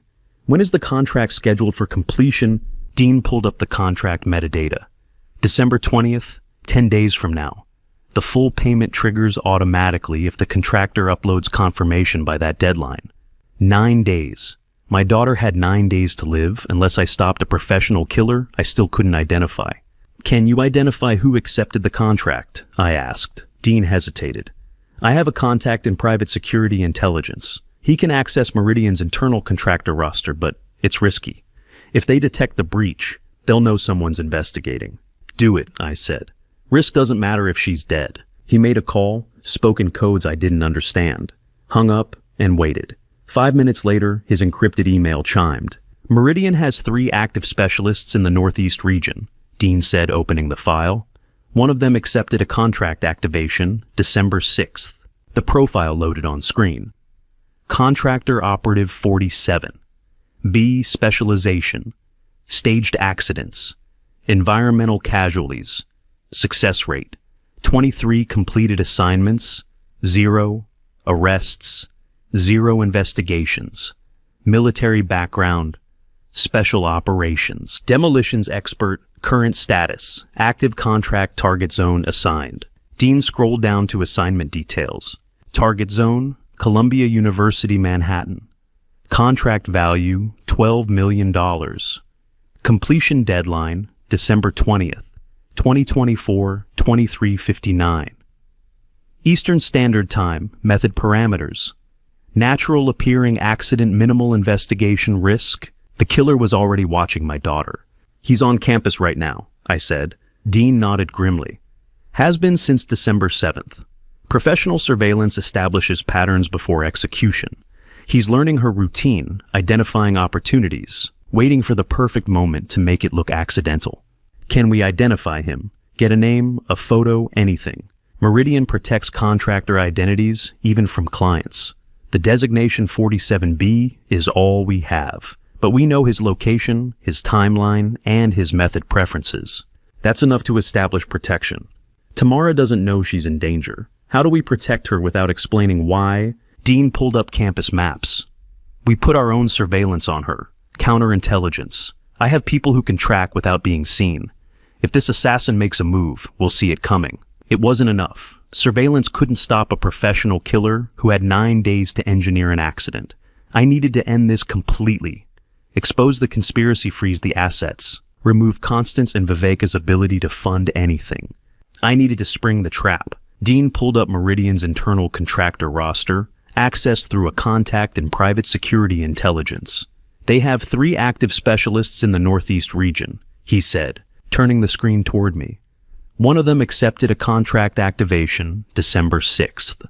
The profile loaded former military expert in staged accidents, 23 successful terminations, 0 arrests. But it was the current assignment location that made my blood freeze. Target zone, Columbia University, Manhattan. The killer was already watching my daughter. 24 hours after my staged surrender, my mother summoned me to the estate boardroom to discuss what she called the transition of authority. And I walked in, knowing this was the moment I would flip the entire board. Dean had surveillance teams watching Tamara at Columbia. The assassin was there too, somewhere in the crowd of students learning her patterns. 9 days until December 20th. But that timeline was about to become irrelevant. Constance and Vivica were already seated when I arrived at 2 p.m. documents spread across the mahogany table, confident postures of victors dividing spoils. My mother wore her signature pearls. Vivica had dressed for celebration. "Thank you for coming promptly," Constance said. Not, "Thank you for coming," promptly. The language of someone who expected obedience. I sat across from them carrying only a slim folder. "You said this was urgent. Now that we've resolved the operational issues," Constance began, "it's time to formalize your exit from family business entirely. We've prepared a transition timeline." She slid papers across the table. I read them slowly, letting silence stretch. The timeline was brutal. Removed from all Prescott Holdings boards by January 1st. Trust administration transferred to Constance permanently irrevocable appointment. Manhattan penthouse deed to Vivica by December 31st. Office cleared by year-end. They'd even drafted a press release, Kenton Prescott steps down to pursue personal interests. "We've prepared severance terms," Vivica said. "Quite generous considering the circumstances." The circumstances? As if I'd been caught embezzling, rather than simply outmaneuvered by superior forces. "You've been thorough," I said. Constance smiled. "I've had time to plan. Your recent struggles made the direction clear. There are additional requirements," Vivica added, pulling out more documents. "You'll need to publicly endorse the new leadership structure, press conference, Spurspruckstand, full statement supporting the transition. And sign a non-compete," Constance said. 5 years. No real estate development, no financial services, no competing with Prescott interests in any market where we operate. "You're ensuring I can't rebuild," I said. "I'm ensuring family harmony," Constance corrected. "Your signature here acknowledges my sole authority over the $180 million trust fund, effective immediately." Vivica pointed to another page. "And here transferring the Westchester Art Collection to my gallery as consulting fee. 23 pieces appraised at $18 million, non-negotiable. I let them weave the rope they would hang themselves with every demand, another piece of evidence I would use to destroy them. They weren't seeking compromise. They were erasing me. I understand," I said quietly. "You want complete control. We want what's best for the family," Constance said. "And what's best is clear leadership without internal resistance." She pushed the final document toward me. "Your signature transfers operational authority across all remaining holdings. The board ratifies this Friday. By Monday, the transition is complete." I stared at the papers. Let them see a man calculating whether he had any moves left. Then I stood, pulled my folder from my briefcase, set it on the table between us. "Before I reveal what those documents from December 10th actually contain, comment A, if you think I should have exposed them immediately, or B, if waiting was strategic, and tell me why in 5 to 10 words. Please note what follows includes some adapted details for narrative impact, but the core truth is what matters. If fictionalized elements aren't for you, this is a natural stopping point. Before you sign anything else," I said, my voice perfectly calm, "let me clarify what I actually control." Constance's smile flickered. "We've been over this. The December 10th agreement transferred The December 10th agreement transferred operational control of 2 subsidiaries. I interrupted, but it preserved my final signature authority on all major transactions exceeding $10 million. It also preserved my exclusive power to activate what's known as the morality clause. Vivica leaned forward. The morality clause is ceremonial. It's never been used. It activates when the trust administrator, that's still me, Mother checked the legal language, provides documented proof of domestic violence, conspiracy to harm family members, or financial fraud against trust beneficiaries. I opened my folder. Upon activation, all trust assets freeze within 24 hours pending investigation. I slid the first document across the table. Surveillance screenshot, Constance and Vivica in her study. December 6th, 1:03 a.m. This is from my security system, the one you told me to surrender access to. I slid another page. Transcript of your conversation planning Tamara Upshaw's assassination. Your voices, your words. Timestamped and notarized. Constance's face went white. I slid the 1999 contract from the Bronx facility. Your signature, Mother, authorizing 25 years of assassination attempts, notarized May 15, 1999. Vivica stared at the shell company payment records, her gallery accounts, The $12 million wire trail to Meridian Strategic Solutions. Every payment documented, I said. Every shell company traced. Every conversation recorded. You hired a professional killer to murder my daughter. Yes, Tamara is my biological daughter. And you knew it, and you did it using Viveka's personal fortune while planning to steal mine. The Empress had no clothes. The tyrant had no throne. And I held every card they thought they'd won. This is blackmail, Constance whispered. I leaned across the table. No, mother. This is checkmate. You have exactly one move. Left call, off the assassin you hired, cancel the Meridian contract. And pray I don't activate the morality clause anyway. Or refuse. And watch me freeze every penny of that $180 million trust while federal prosecutors arrest you both for conspiracy to commit murder. Viveka's hands were shaking. You can't prove... I can prove everything. I have recordings. I have contracts with your signatures. I have financial trails showing the payments. Dean Wolfe has already compiled the evidence package for federal authorities. It's sitting in his office right now, ready to file the moment I give the word. Constance's hands shook as she stared at the surveillance screenshots, showing her own handwriting on the 1999 assassination contract. Viveka's face had gone white, realizing every shell company payment was documented. This is blackmail, Constance whispered. I leaned across the table. No, mother, this is checkmate, and you have exactly one move left. Stop the assassin you hired, or watch me activate the morality clause and freeze every penny while the police arrest you both for conspiracy to commit murder. The war had just gone from shadow to sunlight. Dean's text arrived at 3:47 p.m. Your mother just entered Columbia campus, heading toward Tamara's dorm. And I knew that a cornered predator is always most dangerous. 60 minutes after I delivered checkmate in the estate boardroom, Constance had left the building without a word. Viveka had followed pale and silent. I'd thought they were regrouping, calculating their next move with the cold strategy that had sustained them for decades. I was wrong. Constance was done with strategy. I called Dean immediately. Are your people in position? 2 surveillance units on campus. She's approaching Butler Library now. Do not intervene, I said. I want to see what she does. 3 minutes later, Dean sent video feed from his team's phone camera. Constance Prescott, 80 years old, wearing her pearl gray suit and carrying herself like visiting royalty, approached a young woman exiting the library with an armload of art history texts. My daughter. I put in my earpiece and listened. Miss Upshaw. Constance's voice was gracious warm. I'm Constance Prescott Everett's grandmother. Might we speak privately? Yes. Tamara looked surprised. Everett never mentioned you were visiting campus. This visit concerns you specifically. 5 minutes of your time. I could hear the caution in Tamara's response. What about your relationship with my grandson? I think we should speak candidly, young woman, to someone who understands how these things work. Tamara hesitated, then nodded. 5 minutes. They walked together toward a quiet alcove near the campus edge, away from the main foot traffic. Dean's team followed at a distance, camera still running. Constance was making this public reckless, desperate everything she'd never been before. The ancient predator had lost her calculation.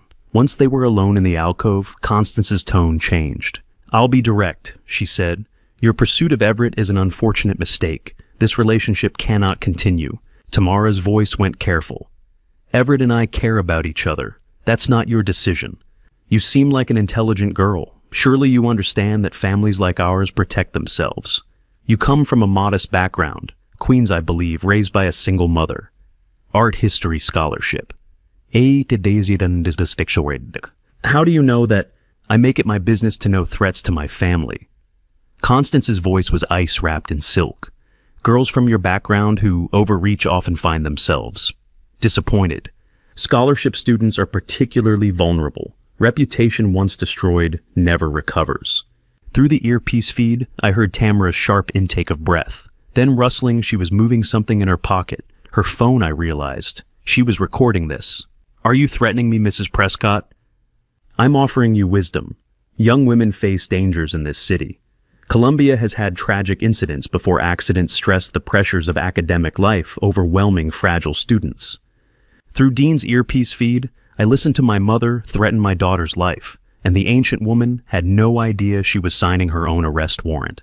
I'm not fragile, Tamara said, and I'm not leaving Everett because you think I'm not good enough for your family. Constance's composure cracked. I heard it in her voice, the control-slipping desperation pushing through decades of practiced civility. "You don't understand what you're dealing with," she said, voice dropping low. "I have resources. I have people who handle problems. Girls like you disappear every day in Manhattan. Runaways, suicides, accidents that no one questions too closely. You're threatening to kill me." Tamara's voice shook but held steady. "Because I'm dating your grandson." Then I heard it, the sound of Constance's hand gripping fabric, Tamara's small gasp. "Accidents happen to girls like you." Constance said, close enough that the phone mic picked up every word crystal clear. "Columbia has had tragic incidents before. A fall from a dorm window, accidental drowning in the Hudson, a mugging gone wrong in Morningside Park. This city is dangerous for vulnerable young women who make poor choices. Let go of me. I'm simply observing that young women in your position should be very, very careful. I have people who specialize in unfortunate incidents. They're quite good at making things look natural. Walk away from Everett or you'll discover exactly how dangerous Manhattan can be. Accidents happen to girls like you." She said it out loud on a Columbia University campus. And Tamara's phone recorded every word. Tamara pulled away. "I'm not going anywhere, and I'm not afraid of you." Constance's laugh was bitter. "Then, you're more foolish than I thought. Remember this conversation, Miss Upshaw. Remember that I gave you a chance to do this the easy way." Footsteps, Constance walking away. Through the video feed, I watched my mother leave campus, her back straight. Her step measured, completely unaware that she'd just committed felony criminal threat in front of surveillance teams and a recording device. Dean's voice came through the earpiece. "She's clear of campus. Our teams have the encounter documented from 3 angles, audio and video." My phone rang, unknown number. I answered. "Hello," a young woman's voice shaking. I found this number in Everett's contacts under Dad Direct Line. A woman just threatened to kill me. She said she was Everett's grandmother. She said, "Tamara," I said quietly. "I know, I heard everything." "How did you send me the recording from your phone? Right now. And stay exactly where you are. You have protection you don't know about. Dean Wolf's surveillance team has been watching you since December 7th. Silence. Then, "Who are you? Why are you protecting me?" "Because you're my daughter," I said. "And because that woman who just threatened you is going to prison." Tamara called me 30 seconds after Constance left, voice shaking. "A woman just threatened to kill me. She said she was Everett's grandmother." I closed my eyes, feeling the trap snap shut. "Ace, send me the recording," I said. "And stay exactly where you are. You have protection you don't know about." My mother had just handed me the final piece of evidence I needed, delivered in her own voice, time-stamped and geolocated on a college campus with security cameras everywhere. The endgame had begun. The text from Everett arrived at 9:23 a.m. "I know what my grandmother did to Tamara. We need to talk, Dad." And I realized my son had finally seen through the lies, but for all the wrong reasons. Tamara had sent me the recording within minutes of our phone call yesterday. Constance's voice crystal clear, making explicit death threats on a college campus. Then she'd asked the question I'd been dreading. "Why did you say I'm your daughter?" I'd told her we would talk soon, that she was safe, that everything would be explained. But I hadn't expected Everett to learn about the campus confrontation so quickly. He called at 9:30. "Tamara told me," he said, without preamble. "Grandmother cornered her at Columbia, threatened her, said accidents happen to girls like her." "I know," I said carefully. "When did she tell you?" "Last night. She was terrified. She sent me the recording." His voice was tight with fury. "I've been up all night connecting everything. The study abroad coercion, Mom's social warfare campaign, grandmother's marriage demands. This wasn't about protecting me. It was about destroying anyone who threatened their control." My son had seen the pattern. He'd assembled the evidence, recognized the systematic manipulation. He just didn't know the real reason behind it. "What are you going to do?" I asked. "I'm meeting Tamara this afternoon. We need to decide if we're strong enough to fight my family, or if loving each other means letting go." The decision I'd been hoping to prevent. "Everett, there's more to this than you. I know there's more. I know grandmother is capable of actual violence. I know they'll never stop trying to separate us. That's what we need to talk about." He hung up before I could say anything else. Dean called 10 minutes later. "Your son just texted Tamara requesting a meeting at the coffee shop near campus, 2 p.m. Should we intervene?" "No," I said. "Let them talk. but keep surveillance close. The assassin is still out there. At 2 p.m., I watched through Dean's remote feed as my children met in a quiet corner of the coffee shop. Everett looked exhausted. Tamara looked haunted. "I'm sorry," Everett said immediately. "For all of it. My family, the threats, everything you've endured because of me." Tamara showed him her phone. "Your grandmother said this. Every word. I couldn't see Everett's face clearly on the feed, but I saw his shoulders tighten as he listened to the recording. Constance's voice cold and precise, describing how accidents happen to vulnerable young women. "We need to end this," Everett said when it finished. "End what? The relationship or the threats? I won't let them hurt you. I'll walk away from all of it, the money, the family, the inheritance. We can build a life away from them." Tamara's laugh was bitter. "And then what? We spend the rest of our lives running, looking over our shoulders. Your grandmother has resources. You heard the recording? She has people who specialize in making problems disappear. Is that love, Everett, or is that selfish? They were making the right decision for entirely the wrong reasons, and I couldn't tell them the truth that would validate their choice while destroying them." "And then what do we do?" Everett asked. "Just give up?" "I don't know," Tamara said quietly. "I love you, but I'm also not stupid enough to think love conquers everything. Your family has been systematically destroying me for weeks. The social isolation, the rumors, the threats, it's not going to stop. And if we stay together, it escalates. So we let them win. We stop letting them use us as weapons against each other." Tamara's voice was stronger now. "You accept LSE. You go to London in January. I finish Columbia without a target on my back. We protect each other by letting go. That's not protecting, that's surrendering. Sometimes surrender is the moral choice. Sometimes walking away is the only way to keep the people you love safe." Everett was quiet for a long time. When he spoke again, his voice was hollow. "Is this really what you want?" "No, but it's what we need to do." They sat in silence, hands almost touching across the table, but not quite making contact. Two 20-year-olds who'd fallen in love without knowing their love was biologically forbidden. Now choosing separation to be ethical about class conflict, they didn't understand was masking something darker. "I love you enough to let you go," Everett finally said. "Maybe that's what real love means." Tamara's eyes were wet. "Maybe someday when we're not pawns in someone else's war, we can find each other again." "Do you believe that I have to?" They stood. Everett pulled her into a brief embrace, then stepped back. No kiss, no dramatic farewell. Just two young people choosing what they believed was the right thing. Unaware they were making the most ethical decision possible while thinking it was about money and class. My children chose to end their relationship to be moral. If only they knew how moral they were being. Everett called me at 4 p.m. voice hollow with grief. "Tamara and I broke up. I'm accepting the LSE program. I'll leave in January." "I'm sorry," I said, and meant it for reasons he couldn't understand. "Don't be. This is the right decision. Better to end it now than let my family destroy her completely." "Everett, there are things you don't know." "I know enough. I know my grandmother threatened to kill someone I love. I know my mother orchestrated a social warfare campaign. I know you've been trying to protect me from all of it. That's enough." He hung up. I sat in my office after Everett called to tell me they had ended it, his voice hollow with grief, and I held the truth in my throat like poison. I could tell him now, tell them both why their separation was biologically necessary. Not just socially wise, but the assassin was still active. The trap wasn't complete, and revealing the incest would shatter them before I could guarantee their safety. So I let my son believe he'd made a noble sacrifice when the truth was so much darker than nobility. The final trap had to spring before the truth could land. Dean arrived at the estate at midnight with tactical surveillance equipment, and I had one revelation left that would reframe everything he thought he understood about this case. The mysterious protector wasn't a mystery to me at all. The children had made their choice. Everett to London, Tamara to finish Columbia. Alone both believing they'd sacrificed love for morality. I let them make that decision without revealing the biological truth that made their separation essential. But now the clock was ticking toward December 20th, and the assassin Viveka hired was still active, still watching, still waiting for the perfect moment. We met in my private study, the one room without surveillance cameras, the space where I'd planned moves my mother would never see coming. Dean spread tactical maps across the desk.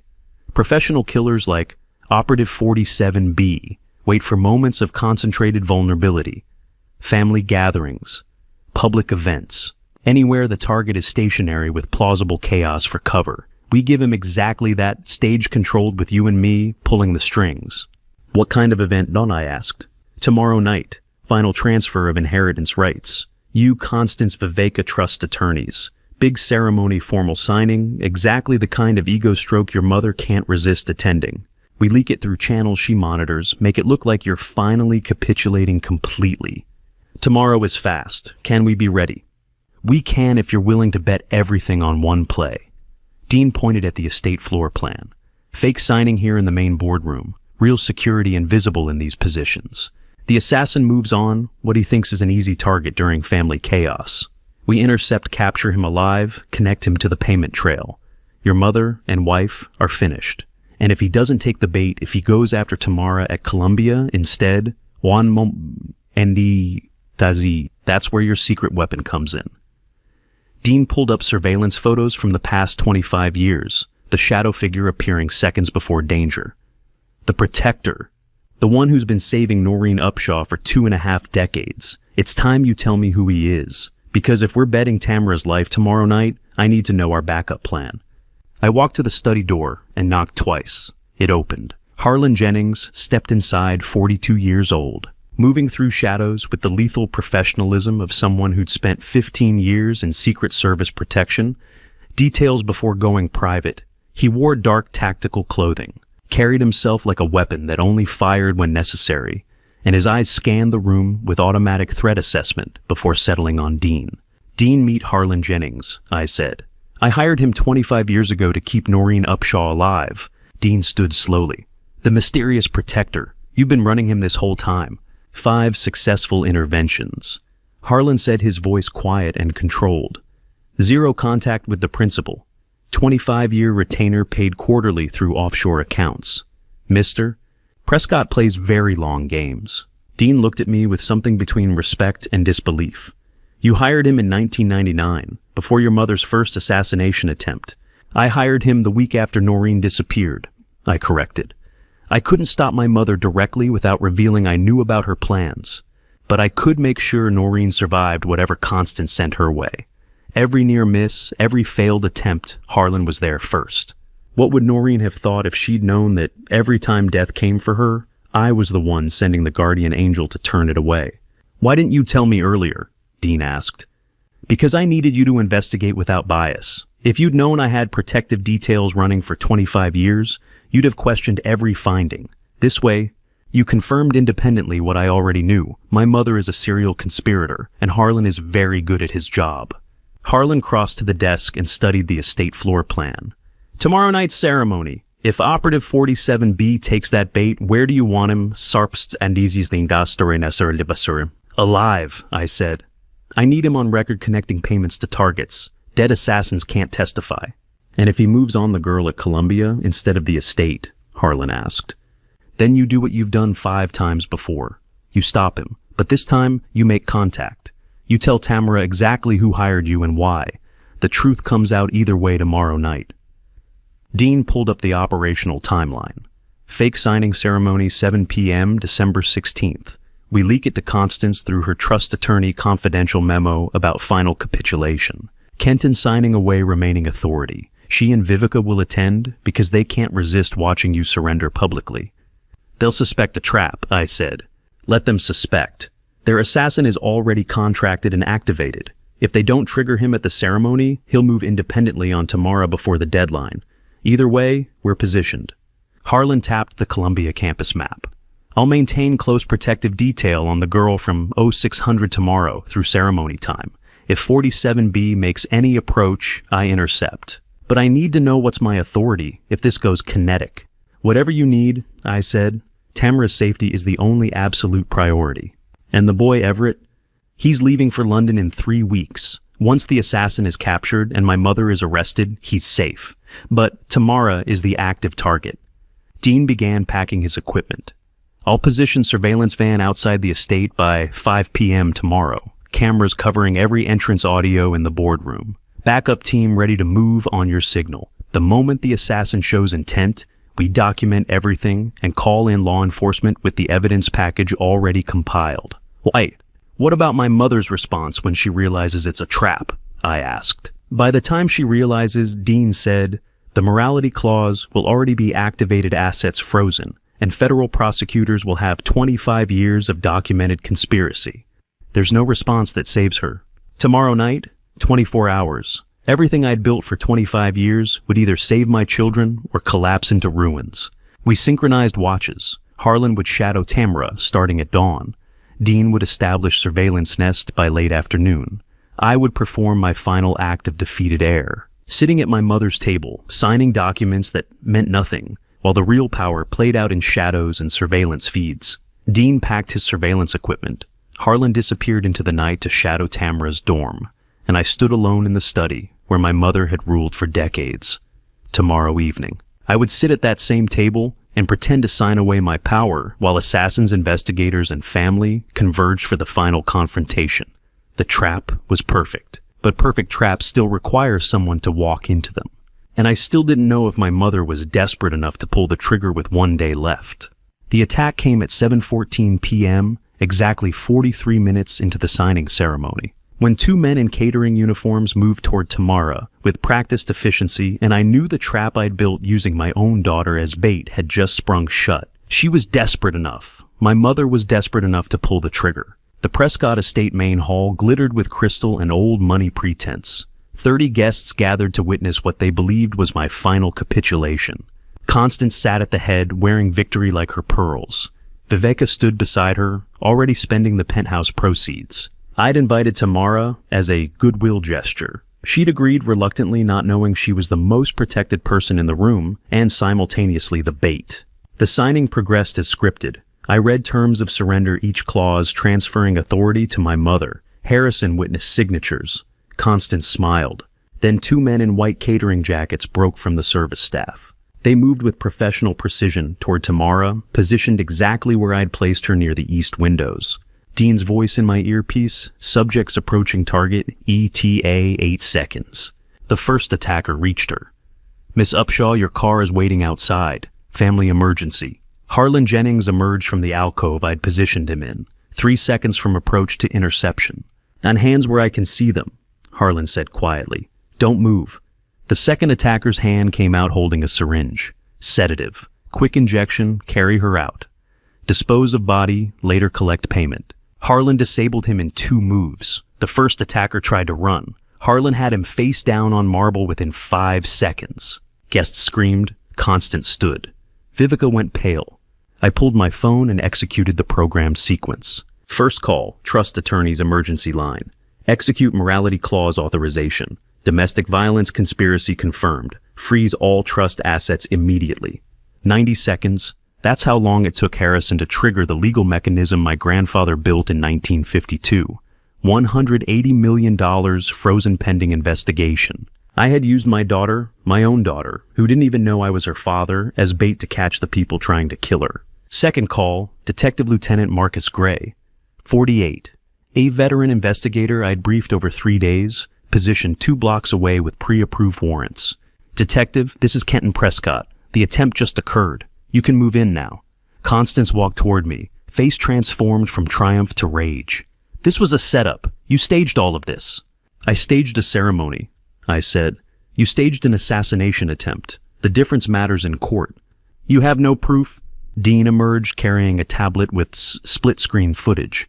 3 angles. December 6th, your voice planning the hit. December 13th, threatening Miss Upshaw at Columbia.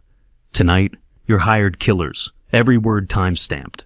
Viveka tried to leave. Harlan blocked the exit. The money came from your gallery accounts, I told her. $12 million wired to Meridian Strategic Solutions. Dean has the complete trail.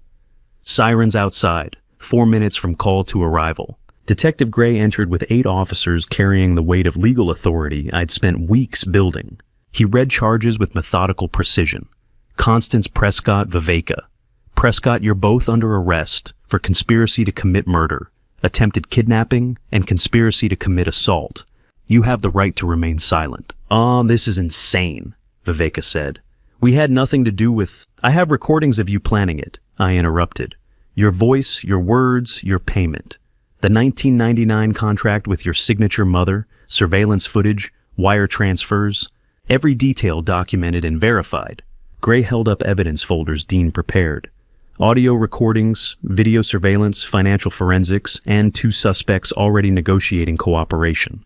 Most documented conspiracy case I've worked in 20 years. Handcuffs clicked onto my mother's wrists. The Empress had fallen.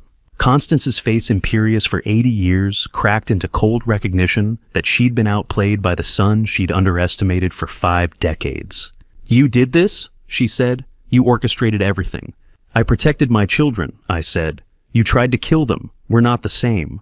Viveka was crying mascara, running the elegant gallery owner, reduced to someone who'd gambled on murder and lost. 30 witnesses stood frozen. Some recorded on phones. Others simply stared at the wreckage. The trust was frozen. The assassins were in custody. My mother and wife were being arrested in front of everyone who mattered in Manhattan's financial elite. But Tamara stood near the windows, staring at me with questions I couldn't answer. Why had I positioned her there? Why had I brought her to this house? And Everett would arrive within the hour to find his grandmother arrested and his family imploded. They led my mother and my wife away in handcuffs, while 30 witnesses stood frozen in the wreckage of what was supposed to be my defeat. The $180 million trust was frozen. The assassins were in custody, and every crime was documented with timestamps and signatures. But Tamara stood near the window, staring at me with questions I still couldn't answer. And Everett would arrive home from his dorm within the hour to find his grandmother arrested and his family imploded. The trap had worked perfectly. Now came the part where I had to tell my children why. The truth about blood and biology was all that remained. The Prescott Holdings boardroom had witnessed 8 decades of power transfers, but nothing like this. 30 family members filled the leather chairs, board, members, cousins, executives who'd built careers on Mother's foundation. The December morning light cut through floor-to-ceiling windows, illuminating faces that ranged from curious to hostile. I stood at the head of the mahogany table, where my grandfather had announced the trust's creation in 1952. Dean Fletcher stood beside me, a laptop open, 3 banker's boxes stacked at his feet. "Thank you for coming on short notice," I said. "Yesterday, Constance Prescott and Viveka Ashford were arrested for conspiracy to commit murder. Today you'll understand why." Edmund Prescott, Mother's younger brother, 81 years old, sat rigid in his chair. "Kenton, this is unconscionable. Your own mother—" "Watch." Dean pressed a key.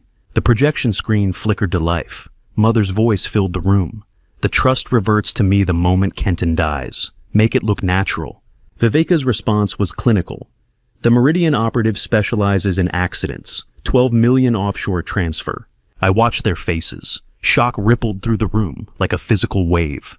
My cousin Helena pressed a hand to her mouth. Marcus Ashford, Viveka's nephew, pushed back from the table, as if distance could erase what he'd heard. "This conversation took place November 30th, Dean said. In the surveillance room Kenton discovered in his own home. The equipment had been installed for 25 years. He clicked through images, the hidden camera array, the Bronx storage facility, the 1999 contract, with Mother's signature hiring assassins to eliminate Noreen Castellano. Financial records showing 5 previous murder attempts, each funded through shell corporations Viveka controlled. 5 times, I said quietly. 5 times my mother tried to have my son's girlfriend killed. Because 25 years ago, that woman witnessed something Mother wanted erased. The surveillance footage continued. Mother and Viveka, reviewing Dean's background check, discussing how to coerce Everett into signing the LSE's e-transfer, calculating the 72-hour window they needed. How do you watch your mother orchestrate your death and feel nothing? I'd asked myself that question for 17 days. The answer wasn't numbness, it was something harder. Clarity. The morality clause, Edmund said suddenly. His voice had changed, gone flat. You're invoking the 1952 provision. I am. I pulled the document from my briefcase. 72 years old, the pages slightly yellowed, but the language crystalline. My grandfather understood that wealth without accountability breeds corruption. He built a safeguard. I read the key passage aloud. Should any heir or trustee engage in acts of domestic violence, conspiracy to murder, or criminal enterprise utilizing trust resources, said assets shall be immediately frozen and subjected to judicial review. The accused shall be stripped of all fiduciary authority pending criminal adjudication. Effective yesterday at 1947, I continued, Constance Prescott's access to the $180 million charitable trust has been terminated. Her board seat signing authority and beneficial interest are suspended indefinitely. The trust will be restructured under independent oversight. Silence. Then Helena spoke, her voice shaking. Kenton, we need to know, is Everett safe? He's under 24-hour protection. The immediate threat has been neutralized.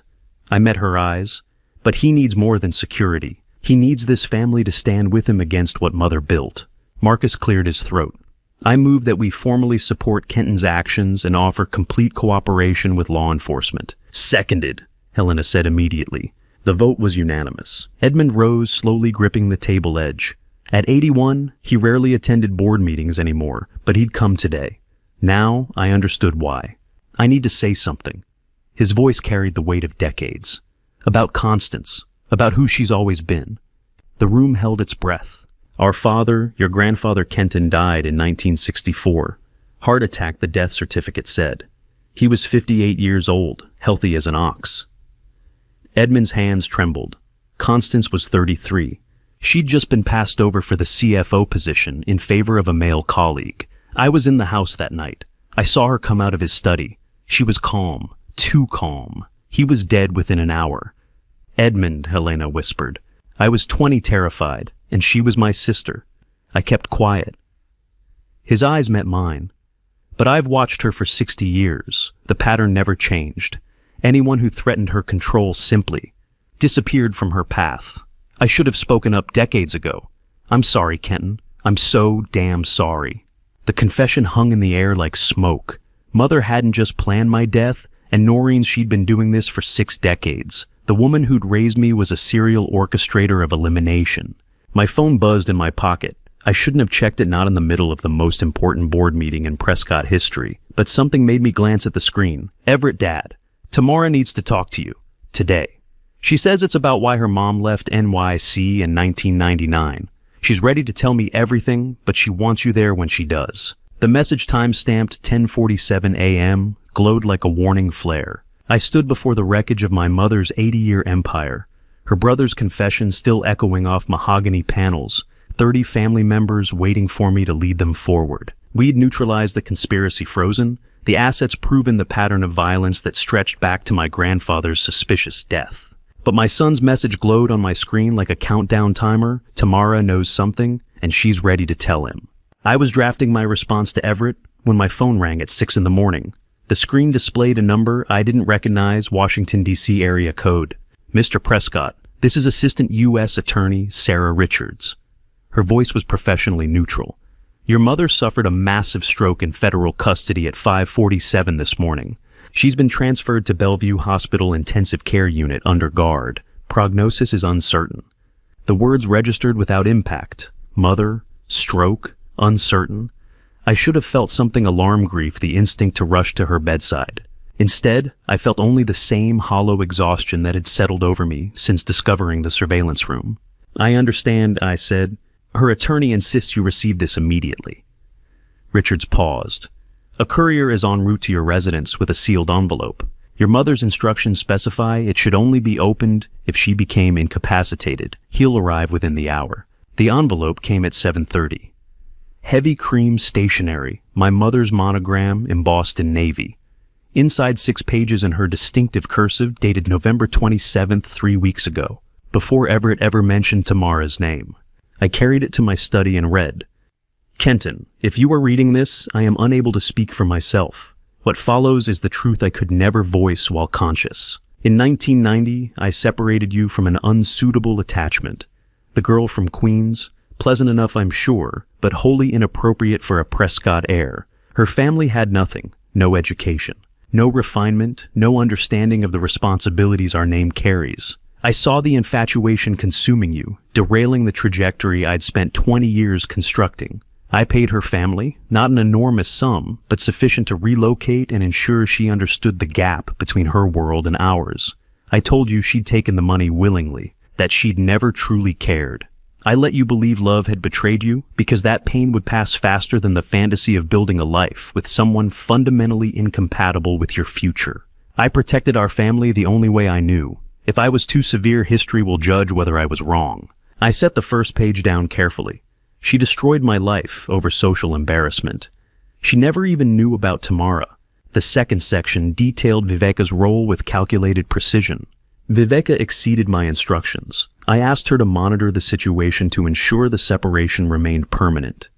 The violence was never my intent, only the preservation of appropriate boundaries.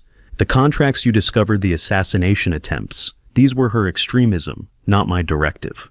She took protective measures I would never have authorized and used family resources without my knowledge. I accept responsibility for creating the circumstances that allowed her actions, but the blood is not on my hands. No apology, I said to the empty room. No recognition, just more manipulation from a hospital bed. My mother's handwriting looked exactly like it did on childhood report cards. Birthday cards she signed, but never wrote trust documents that controlled my entire life. Elegant, controlled, completely devoid of warmth. Even facing mortality, even stripped of all power, she couldn't write the word sorry. The final page included a postscript that reframed everything. You should know your father had an affair in 1973. It produced a child your half-sister raised in Philadelphia, under her mother's name. I discovered it in 1975, when the woman demanded money. I paid for silence and raised you alone while he traveled for business, pretending our marriage was intact. When I saw you with that girl in 1990, I saw him. The same recklessness, the same romantic delusion that passion justifies abandoning duty. I swore I would protect you from his weakness, even if you hated me for it. Perhaps especially if you hated me for it. My methods were harsh because I understood where softness leads. If I controlled too much, it was because I had been controlled too little, and the cost was unbearable. I remain as always your mother. No signature, just those 5 words as if maternity alone justified 6 decades of manipulation. I stood at the window, staring across the East River. Through the penthouse glass, I could see Queens, the borough, where Noreen raised our daughter alone, where Tamara grew up, watching an empire she could see from her bedroom window but never touch. Mother's letter sat on my desk, like evidence of everything neither of them knew. That Constance's cruelty was born from her own betrayal, that she'd destroyed my chance at family because my father had destroyed hers. It didn't excuse anything. Understanding pathology doesn't erase its consequences. My phone rang at 8 that evening, Noreen's name on the screen. Tamara wants to meet you, she said without preamble. Privately, before she talks to Everett. When? Tomorrow morning, neutral location, there's a coffee shop near Columbia she likes. 10 o'clock. Noreen's voice carried warning. She's been reading about the trust structure Kenton. She wants direct answers about her biological father before making decisions. The implications settled like weight. She's researching inheritance law. She's smart. She deserves to understand her position before choosing what to do with information that will change everything. A pause. She wants to hear your side directly. She deserves that conversation before she decides what to tell Everett. I'll be there, I said. Tell her I'll answer every question honestly. That's what I'm afraid of. Noreen hung up. I had 24 hours to prepare for meeting my daughter for the first time as her father. Constance's letter sat on my desk like evidence of everything I'd lost, the relationship she'd destroyed. The child I'd never known, the decades of isolation she'd engineered from her own unhealed wound. And Noreen's warning echoed, Tamara knows about the trust structure. Tomorrow I would face the child I never knew existed, and she would be looking at me not just as the stranger who shares her DNA, but as the man who controls wealth that could have changed her entire life. The meeting with Tamara had happened at a small coffee shop near Columbia the previous morning. She'd looked at me with Noreen's eyes and asked questions I couldn't answer. Now, 24 hours later, I sat in a secure viewing room at the Manhattan Federal Courthouse watching my uncle testify before a grand jury. Edmund Prescott walked into the chamber at 9 o'clock, carrying a banker's box that contained 60 years of insurance, every suspicious document, every unexplained payment, every piece of evidence he'd secretly copied while living in his sister's shadow. Dean sat beside me in the darkened room, the closed-circuit monitor showing Edmund's face in sharp detail. At 81, my uncle looked frail in the witness chair, but his voice was steady. State your name for the record, the prosecutor said. Edmund Charles Prescott. I'm Constance Prescott's younger brother. Mr. Prescott, you've brought materials to share with this jury. Please explain. Edmund opened the box with careful hands. I knew eventually someone would need proof that my sister was capable of anything. I started collecting evidence in 1964, the night our father died. The prosecutor, Sarah Richards, the same woman who'd called about Mother's stroke, guided him through it methodically.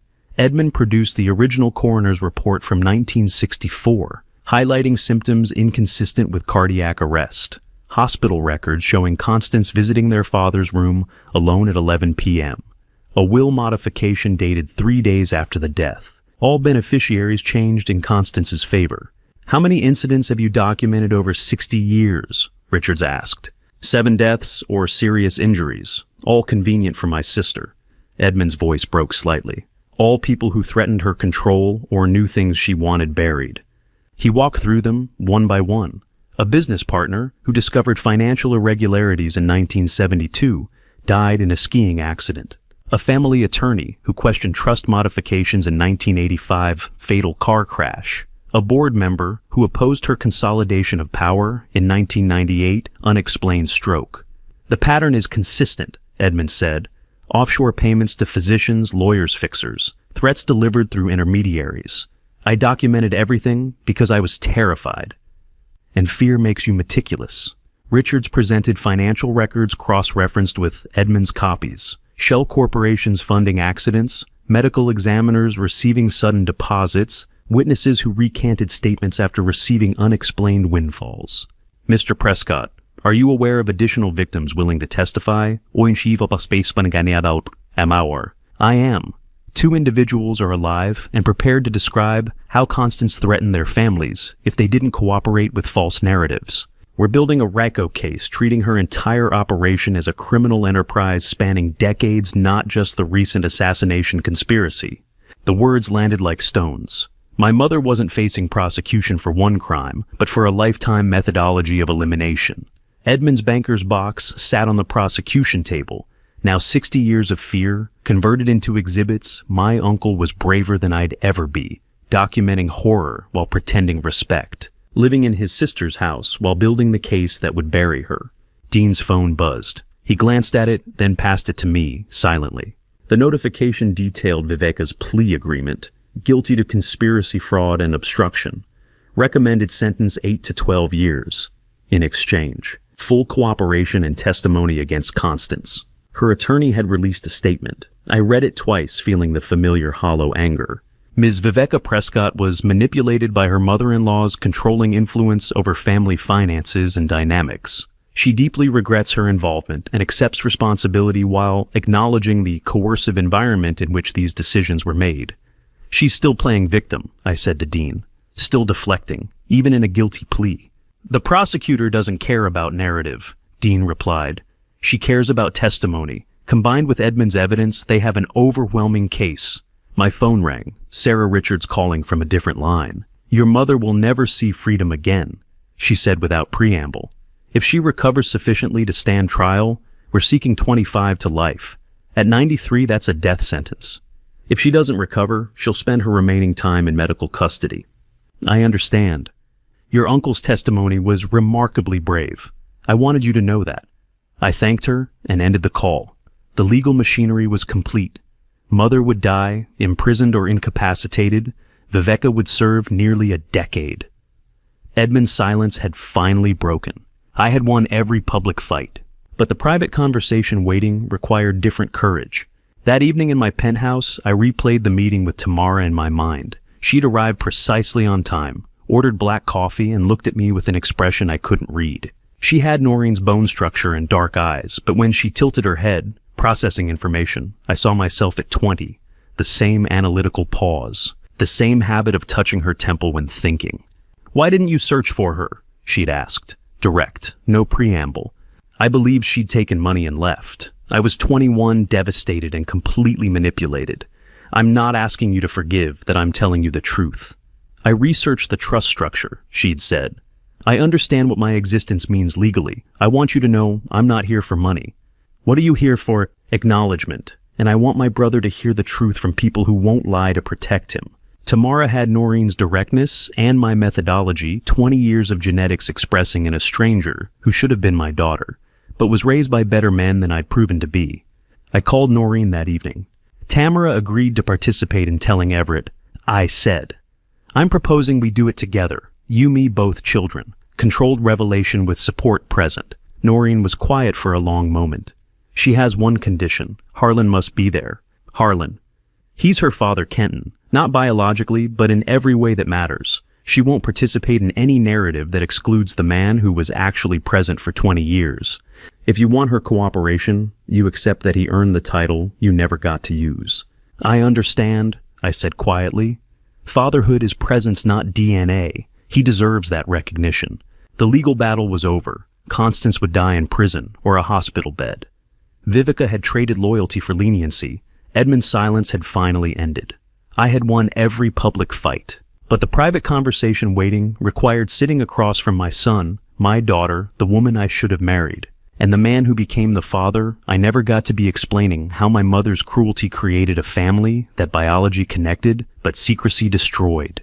We met in a neutral space, not my penthouse, not Noreen's home, just a rented conference room in Midtown, with no Prescott history and no family ghosts, because some truths require neutral ground. 5 people sat around a table designed for corporate negotiations. Everett arrived first, tense and confused. Tamara came with Noreen and Harlan, her hand briefly touching Harlan's arm before she took her seat. I was the last to enter, carrying the weight of 25 years of silence. "Thank you all for coming," I began. My voice was steadier than I expected. "What we're about to discuss will be difficult, but you both deserve complete honesty." Everett looked at Tamara across the table. They sat on opposite sides, maintaining careful distance, not avoiding eyes, but not holding contact either. "In 1989, I met Noreen," I said. "I was a 20-year-old Columbia student. She was brilliant, funny, real in a way no one in my world had ever been. We fell in love." Noreen picked up the thread without prompting. "Your grandmother discovered the relationship in April 1990. She considered me unsuitable, wrong background, wrong family, wrong everything. She orchestrated my removal." "How?" Everett asked quietly. "Money and threats," I said. "She paid Noreen's family to relocate. She told me Noreen had taken the money willingly, that the relationship meant nothing. I was 21, devastated. And I believed her. I never searched because I thought I'd been betrayed." The conference room was silent except for the hum of ventilation. Tamara's expression was carefully neutral, but her fingers were pressed flat against the table. "I was pregnant when I left," Noreen said. "I didn't tell anyone because Constance had already proven she would destroy anyone in her path. Hiding the pregnancy wasn't punishment. It was protection. For my child." Everett absorbed this methodically, his face unreadable. "So, grandmother separated you, and you raised Tamara alone." "Harlan and I raised her," Noreen corrected gently. "He's been her father in every way that matters." Harlan spoke for the first time, his voice calm and certain. "I've had the privilege of being Tamara's dad for 20 years. What we're here to clarify doesn't change that." I took a breath. The next words would change everything. "Everett, Tamara is my biological daughter, which makes her your half-sister. The relationship you developed was between siblings. The silence was absolute. Tamara and Everett sat motionless, learning to be siblings instead of whatever they'd been becoming. Neither moved, neither spoke. Everett's voice, when it came, was hollow. "Did Tamara know?" "I suspected after the library discovery," Tamara said honestly. "The timeline, the way your grandmother reacted. But I ended the relationship anyway because something felt wrong. I just didn't have proof." "Why didn't you tell me immediately?" Everett looked directly at me. "When you figured it out, why wait?" "Because Constance still controlled everything," I said. "If I'd revealed the truth before dismantling her power, she would have used it as a weapon. Against you, against Tamara, against all of us. I needed to ensure the truth wouldn't endanger either of you." "Did grandmother know?" Everett's question was razor sharp. "About the incest risk?" "No." The answer was simple and damning. She destroyed our relationship over class prejudice without knowing Noreen was pregnant. She never calculated the consequences of her cruelty. She exercised power without understanding its devastation. Everett's response was barely audible. She destroyed everyone for nothing. My hands were steady as I explained the biology, the timeline, the legal protections I'd already arranged. But my chest felt compressed, like breathing through cloth. This was fatherhood. Telling truth that hurt, because lies would hurt worse. "I want to be clear," I continued. "This situation was created by adult failures. Mine for not searching, Noreen's for circumstances that made hiding necessary, Constance's for cruelty that set everything in motion. You two bear no responsibility for being drawn to each other. Biology doesn't announce itself. Tamara spoke carefully. What happens now? That depends on what you both need, Noreen said. We're not here to dictate terms. We're here to give you truth and support whatever decisions you make. Harlan leaned forward slightly. Everett, I want you to know I'm grateful Tamara will finally have answers about her biological father. Family isn't diminished by truth. It's just redefined. I've been her dad for 20 years. Biology doesn't threaten that. It just gives her the complete picture she deserves. I don't want to disrupt your life, Tamara said to Everett. I just needed the truth. What you do with it is your choice. Everett looked at her for a long moment.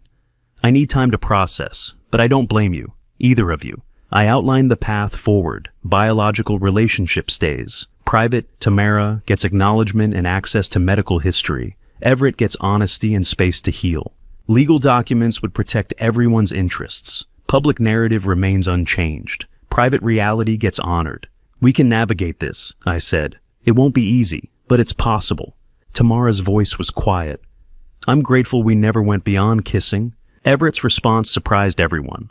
I pushed for boundaries. I told you I wanted to wait and I meant it, but I didn't understand why. Gut instinct told me to be careful, like some part of me knew. They looked at each other across the table, two people who'd fallen in love, discovering they were family, realizing they had unconsciously protected themselves from crossing lines that would have made this revelation traumatic instead of painful. That instinct may have saved you both, Noreen said softly. We sat in that conference room for 3 hours, 5 people rebuilding family from confession and biology and brutal honesty. When Everett and Tamara left separately, agreements made to process independently before considering future contact, I understood that truth had been delivered, but healing would take years. The incest crisis was resolved through disclosure, not denial. And now the harder question remained, what kind of father do you become when acknowledgement comes 20 years late? 9 days after the truth revelation, I invited Tamara to the Prescott Holdings boardroom. The space where my mother once dictated terms to terrified executives now held just 2 people. A 55-year-old CEO learning what acknowledgement looks like, and the 20-year-old daughter he was meeting for the second time, with legal documents that prove fatherhood doesn't require announcement. My estate attorney Gerald Brennan, a precise man in his 60s who'd handled Prescott family matters for 30 years, sat at the table with 3 bound folders. Ms. Upshaw. He began formally, these documents establish an irrevocable private trust on your behalf. $200,000 for educational expenses, lifetime comprehensive medical coverage, and a $2.5 million principal generating ongoing income through conservative investment. Tamara reviewed each page carefully. She had my habit of tilting her head when processing complex information, the same analytical pause I used in board meetings. This is structured as acknowledgement of personal responsibility, she said, reading the language precisely.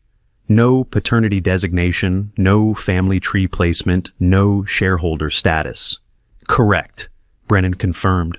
It's private acknowledgement without public declaration. You receive full control at age 25. The terms are irrevocable regardless of future circumstances. Who knows about this? Only the 3 people in this room and the trustee bank bound by confidentiality, I said. It's not buying silence, Tamara. It's 20 years of child support I should have provided if I'd known you existed. She looked at me directly. I need to be certain you understand I had Harlan. I survived without Prescott money. This doesn't change that. I know. That's exactly why you deserve it. She signed with careful precision. Her signature, nothing like mine, she wrote the way Noreen did, small and controlled. Brennan witnessed, collected the documents, and excused himself with professional discretion. The boardroom fell silent after he left. Just the 2 of us in the city visible through floor-to-ceiling windows, Manhattan spreading in every direction. Queens across the East River, where she'd grown up, watching this empire from a distance. Tamara spoke first. I'm not angry at you. I want you to know that. The words landed unexpectedly. I'm angry at your mother, she continued, for creating conditions that forced my mom to hide, for exercising power without calculating human cost. But you were 21 and terrified. I understand that. What would I have done differently if I'd known? I said quietly. I've asked myself that question 1,000 times. I would have fought for Noreen, rejected the control, chosen love over legacy. But you didn't know. Her voice was matter-of-fact pragmatic in a way that reminded me achingly of myself. So, we both deal with what actually happened, not what should have been. Tamara had Noreen's cheekbones and dark eyes, but she drummed her fingers when thinking exactly the way I did, a stranger carrying pieces of me, raised by people who loved her more completely than I could have at 21 and broken. Harlan is my father, she said. Not biologically, but in every way that counts. I'm not looking to replace that relationship. I just wanted to know where I came from. I can't undo 20 years, I replied. I can't claim fatherhood I didn't earn through presence. But if you ever need anything medical, history, legal advice, just someone who understands the biology, I want you to have access. I appreciate that. She paused. Can I ask what you're doing with the company, now that your mother's gone? Restructuring, independent oversight, actual accountability instead of dynasty theater. Will Everett take over eventually? Only if he wants to, not because he's obligated. I met her eyes. I'm trying to break the pattern of control my mother perfected. Tamara smiled slightly.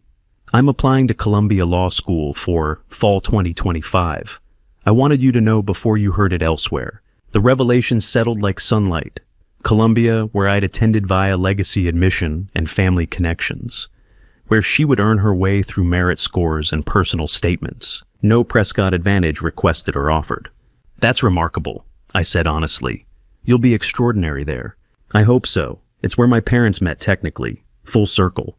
The boardroom door stood open behind us, mahogany installed in 1952, when my grandfather built this headquarters, closed behind 3 generations of Prescott decisions. I was preparing to close it behind truth instead of control, and the difference mattered. Would you like to see the view from my office? I offered. The whole city, including Queens where you grew up. Tamara considered, then shook her head gently. Maybe someday, but not yet. I'm still processing what it means this was always here while I was across the river. I understand. We walked to the boardroom exit together. At the threshold, she turned back. Thank you, she said. Not for the money, for the honesty. That's what I actually needed. You deserved both. We shook hands, formally acknowledging reality, without pretending it was more than it could be. She left through the executive corridor, her footsteps fading toward the elevators. I stood alone in the empty boardroom. The wall where former board chairs' nameplates hung in chronological order showed a conspicuous gap maintenance had already removed my mother's brass rectangle. They hadn't waited for ceremony or formal decision, just erased her.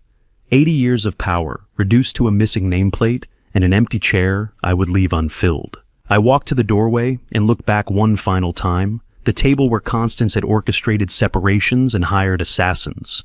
The windows overlooking the city she'd controlled through fear. The walls that had witnessed her cruelty disguised as protection. I closed the door carefully, locked it, walked toward the elevators, understanding that family is defined by courage to tell truth and grace to let people choose their response. I walked out of Prescott Holdings on December 24th, 2024, leaving behind the empire my mother built and the daughter I acknowledged but couldn't claim.